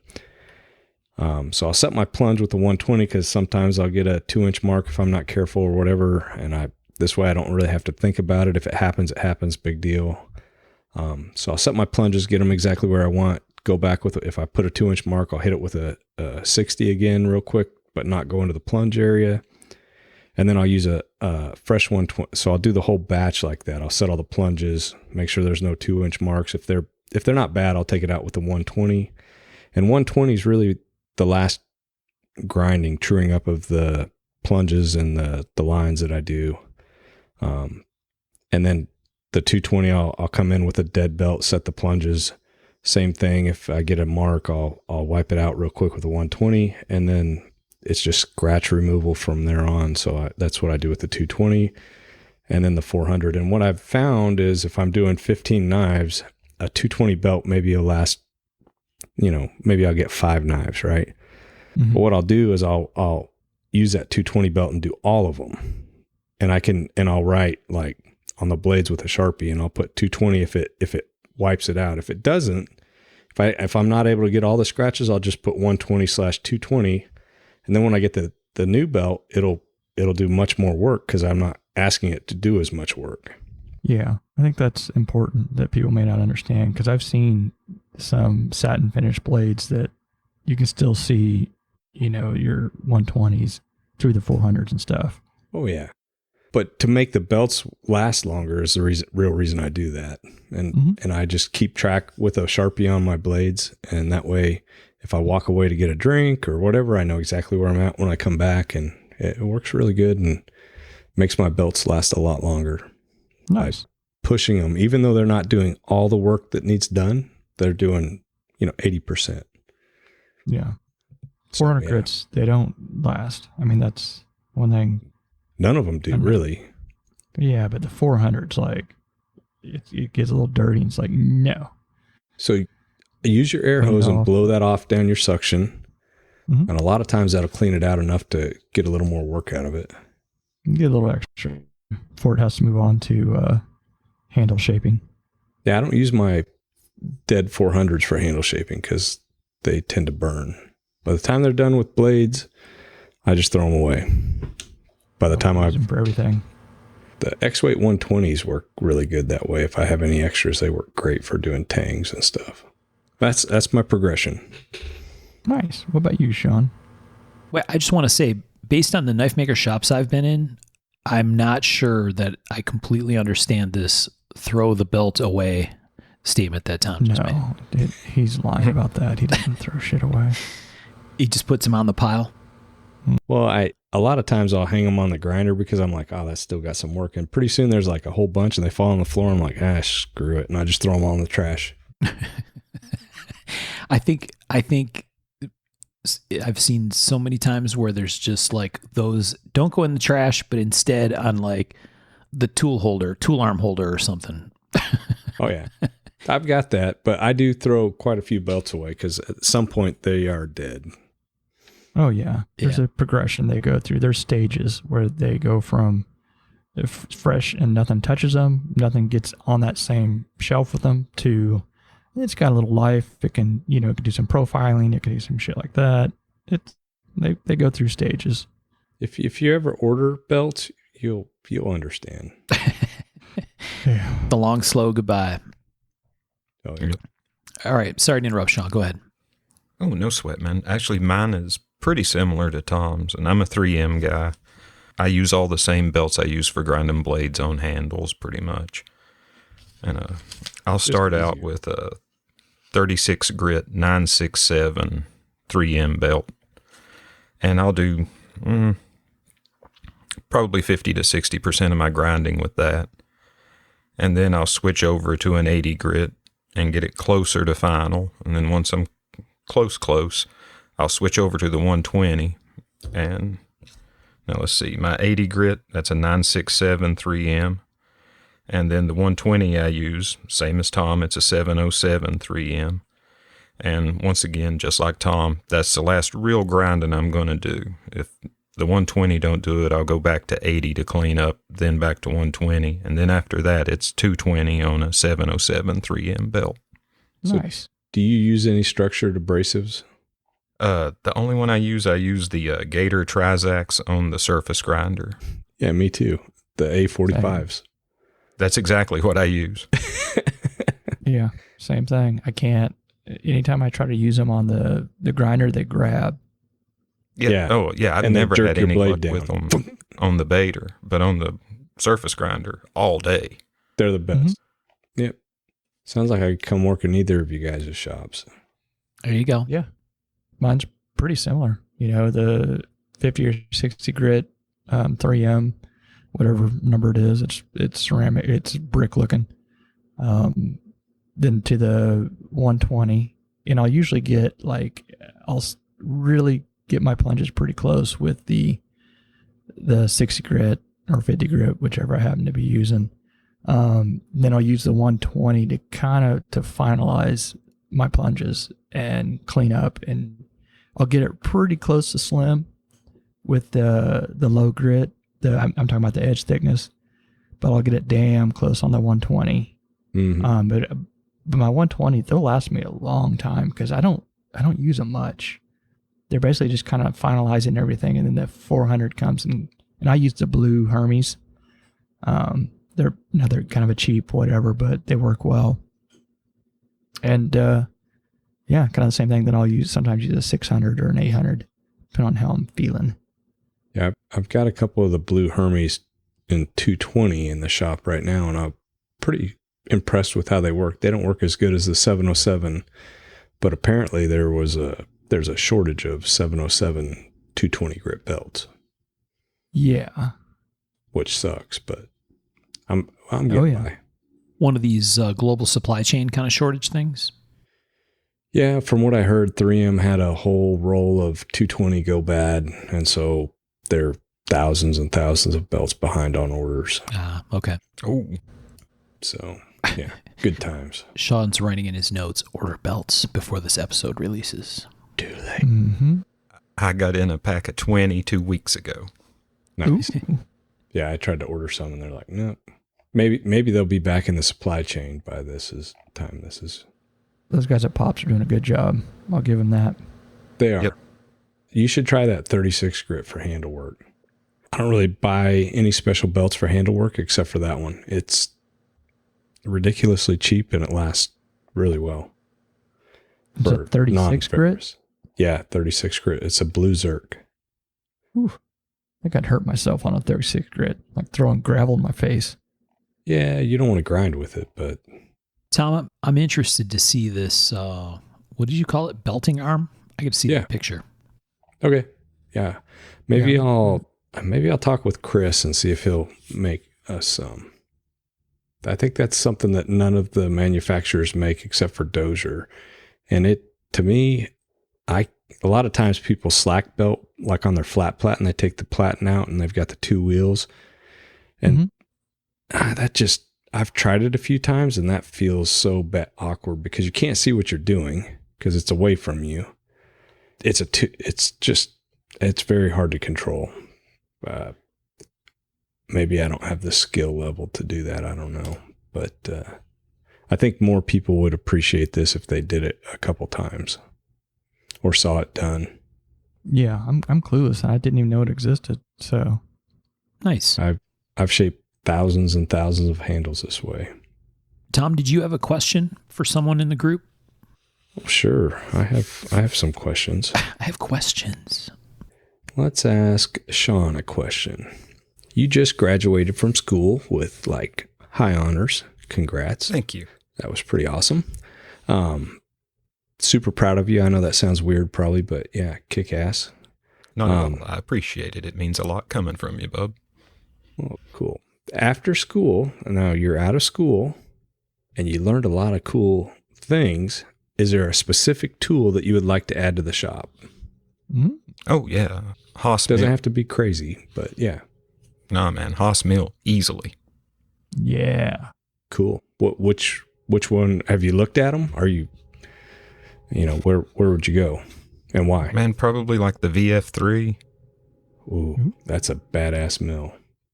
Well, if I had the money for it, a VF3. I like that. I really am Ultimately, wanting, that's the one I would want. I'm wanting a VF2 super speed really bad, but yeah, good call. All right. That was my question. Do it. Man, I'm thinking on it. I'm trying to get up the gumption to make the investment. Well, the cool thing with Haas, and I found this out personally, is they'll loan money to about anyone.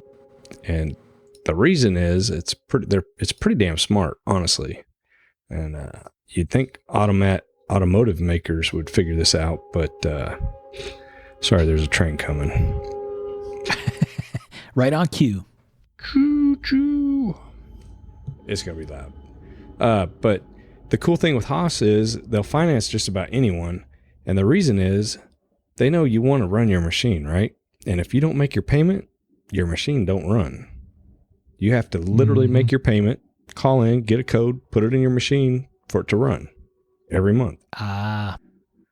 So yeah, it doesn't do anybody any good if you don't make your payment, and they know it. If you're going to make one payment, that's it. Interesting. And they're pretty cool to work with. So And they don't even care if you don't know how to work it. no, Don't ask. they sold it to me. They'll sell them to anyone.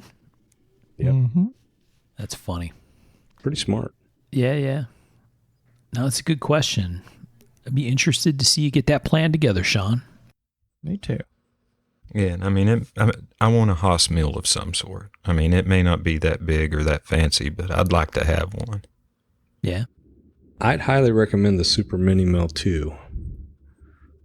Although, from what I hear, the regular Mini Mill, you can get the bigger tool changer in now, if I'm not mistaken. No shit. I think you can get the higher spindle speed and the bigger tool changer, and it's like not 3-phase. I think it's 220 or something. Now that would be handy. Yeah. That's the good thing about Yeah. I like my mini mill is it's not 3-phase. It's not, I don't have to do a big, I think you spent like $7,000 on conversion shit. Me? Didn't have to do any of that. Yeah. Yeah. The rotophase was ridiculous. Yeah. And then didn't do getting any it of that. wired. But it is, the Mini Mill 2 is a hell of a machine. It's pretty amazing what you can buy and put in a garage. Mm-hmm. And a lot of people are doing it. Yeah, there's lots of them out there for sure. Yeah. All right. Can't wait to see what you do, Sean. You and me, Mhm. Me man. too. Michael, did you have other questions you wanted to ask? Not really. Those are the important one. Or that was the important one. That's it? Yeah. I thought we were supposed to make 3 for everybody. No. You guys No. always give me these assignments and then like, oh, we're No, you made that assignment up. oh, jeez. All right. Tom, do you have Thought other about- questions? I got a Apparently. whole Yeah. page. A page. Holy shit. I mean, they're not all knife related, but you know, here you go, Birch. Have you ever thought about getting a CNC lathe? If so, All the time. what would you do with it? What would you get I would and what pick- would you do with it? There's a couple of office lathes, like the Haas one. There's what the hell? I haven't looked at them in a bit. Because I'll start like building them and they're like, oh, they're 40 grand, whatever. But then by the time you add all the shit that I would really like, Right. it magically turns to 80 grand. I'm like, I can't do that. But I would love to have a small, precise, live tooling CNC lathe. If I can make all my own pivots and screws and parts, Right. I would be so happy. Dude, I've built that live tooling lathe I don't know how many times. Yeah, it just Have you priced any of the live tooling stuff? it's that's what pops up to 75,000, 80,000. I mean, it gets pretty ridiculous pretty fast, and that's Well, on a fairly basic. But I mean the tooling holders and stuff. Oh no, I never got that far. I was like, oh, look at this dream, and then I just bash it against the wall. Well, I've gone the next step in those live tooling, like the little plugins, like that. It holds 12, I think, and they're like $1,500 a piece. Yeah, By the time you have tool up to- a lathe, it's ridiculous. But I want one so bad. I don't even know what all I'd do with it. But That's the thing. I'd have to have something set up, some sort of something I make or sell to have it running. I can't just do like I do with my CNC and just kind of make stuff when I want. It would have to have a job and a purpose. it would be really cool. Mm-hmm. Yeah, Absolutely. That's one thing I love about the Haas site is it's so fun to just get on there and build stuff, right? Like, Oh yeah. I do that all the time, but yeah, it's not probably the best thing to do. And I've built a what is it, a CM1 or whatever? Is that what it's called? CM1? C something one. The little one The little super fast, awesome one that you can. Ty has, Who? Brian Ty. Oh, I don't know. I don't know what he has. I think that's what he runs. Yeah, it's a fairly new one though, I think. But yeah, it's pretty badass. It's a compact little bastard. Yeah, I think they're using a lot of those in dental labs. Doesn't it have like a 60,000 RPM speed or Mhm. something? It's Yeah. something stupid. Yeah, that's what I think Brian has 2 or 3 of those. Awesome. Really cool. Okay, cool. Yeah, what would you use it for, Tom? What would that's the thing. I don't know. I thought about doing flashlight bodies. I've thought about doing all sorts of stuff, but do I really need to get out of my lane? Probably not. Yeah. I thought about doing firearm stuff, but Mm-hmm. I probably need to just keep doing what I do, right? But I'm a tool guy and I like tools. And when I see that, I think it makes me think of all sorts of stuff that I could do, even though I don't need to. Right. I mean, I'm a guy, I guess. I don't know. I like tools. Yeah. Mm-hmm. Yeah, it's hard, right? Because like Michael said, you almost want to have a purpose for it. Birch Custom Pivots, yeah. ink or something, or pens, or who knows what, right? Yeah, pins are one of the things I've thought about. Beads, hardware, Yeah. Mm-hmm. the options. I mean, Yeah. Oh yeah. Yeah. You can shot make a killing cups, whatever. just on pivot collars, I'm sure. Just Right. I don't know. It's but once again, I could It'd make probably have to be titanium there dog first. bowls. you're talking about a pretty big ass lathe there, buddy. Well, I think the smaller one that has live tooling has still got it's got like a 5 or 8 inch chuck on it or something. Holy shit. But yeah. Yeah, that's big. Okay. Mark, here's one for you. You're like the odd one out in the group, right? You're not a maker. You do the bead thing, which I think is really cool. You work for GM. When you retire, have you ever thought of like making something, like setting up a shop, maybe woodworking or knife making or any of this kind of thing? That's a really good question. I've had a bunch of people ask me that question, Damn it. but I don't really know what the answer is. I don't know that I really have interest in being a knife maker. Right. Um, And I just threw that in there. I yeah. maybe it's kayak building. Or guitar building. You're into guitars, I know. For sure. I started really, really young, so I have the option or the ability to retire at a relatively young age. I don't know if I will. I would definitely, if I did, I would have to have some other project of some kind. Got to, man. Yeah, whether it's making something or partnering with somebody on something. I don't know what it would have to be exactly, but You could get a lathe and make ray guns. and all the funky projects that my friends that want a lathe want to do. Yeah. But I'm just saying, I mean, I'm just curious if you ever thought about it because, you know, me and you, we're getting that age, right? And I don't think it's healthy to not do anything if you retire. And I was curious if you had the urge to build anything. Yeah. I don't know. It might be make something. It might be something around making stuff. I really don't know. For sure, there would have to be something there because I don't golf or whatever. I like riding my bicycle, but I don't know that I could do that all day, every day. So yeah, I would have to do something to kind of keep my brain busy more than anything else. And I don't know exactly what it would be. I would like to play around a little more with the basics of the knife making thing. I would like to do a bladesmithing class. I think that would be really interesting. Just to do it. Just for fun, the experience. Yeah, and maybe it's something I fall in love with and want to do, or, you know, maybe I come to the Crime Knife School, or I go see Luke and, you know, learn how to build a slip joint just because I think that's a fascinating thing too.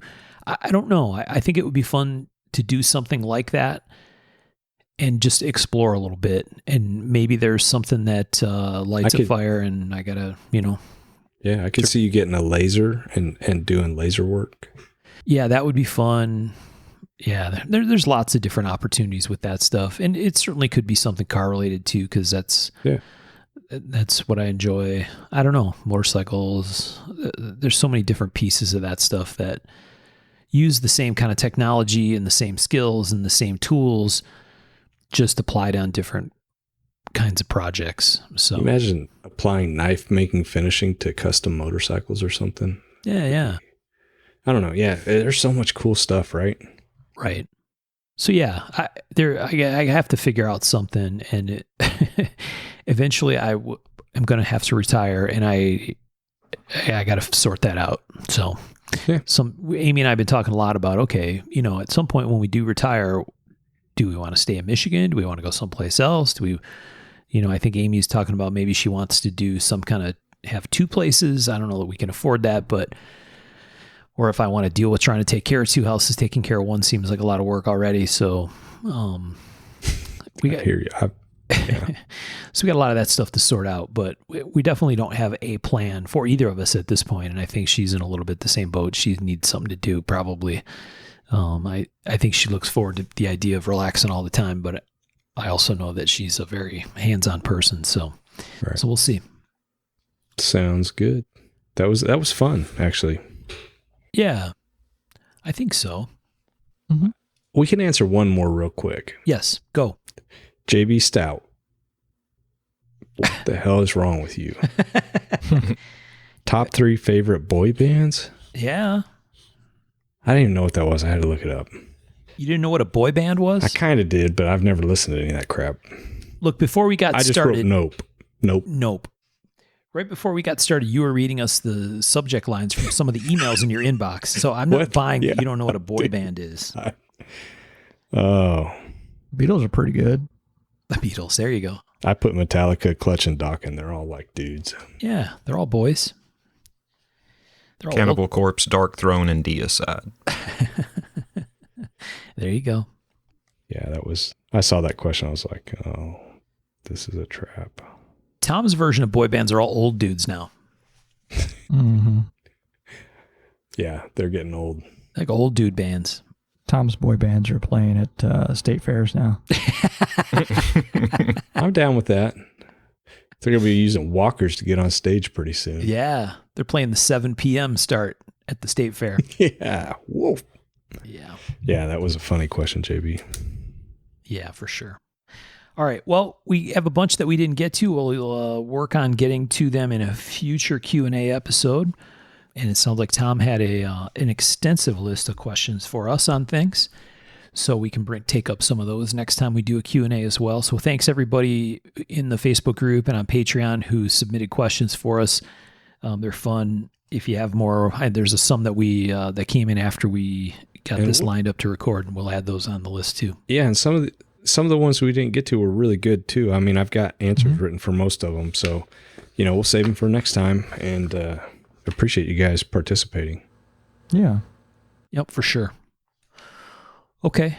We have a little bit of a plan for the next couple episodes. We got a couple guests coming up that one is a recurring guest and one is a new person that we haven't talked to before. Maybe there's a couple recurring people that are coming up. So we have some fun stuff planned. It's a little more knowledge stuff, a little more interview, maybe even a little more history. So you're definitely going to want to stay tuned. We got lots of things still happening here in the second half of 2021. Appreciate you guys. Thanks everybody for listening, and we will talk to you next time. Thanks all. Thanks, folks.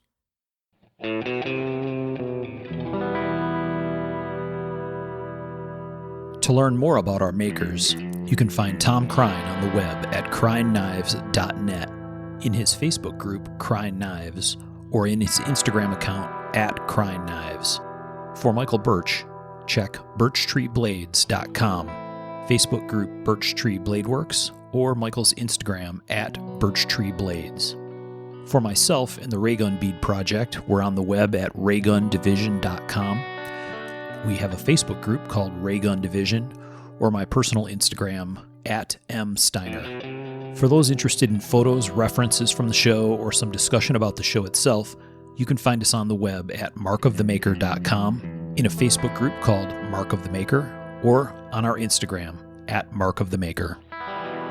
Last but not least, the ultra cool and haunting background music we use for the show is a piece called Noir Guitar by Stevie's Amp Shack, found at the Free Music Archive and licensed under Creative Commons CC BY 4.0. Thanks for listening.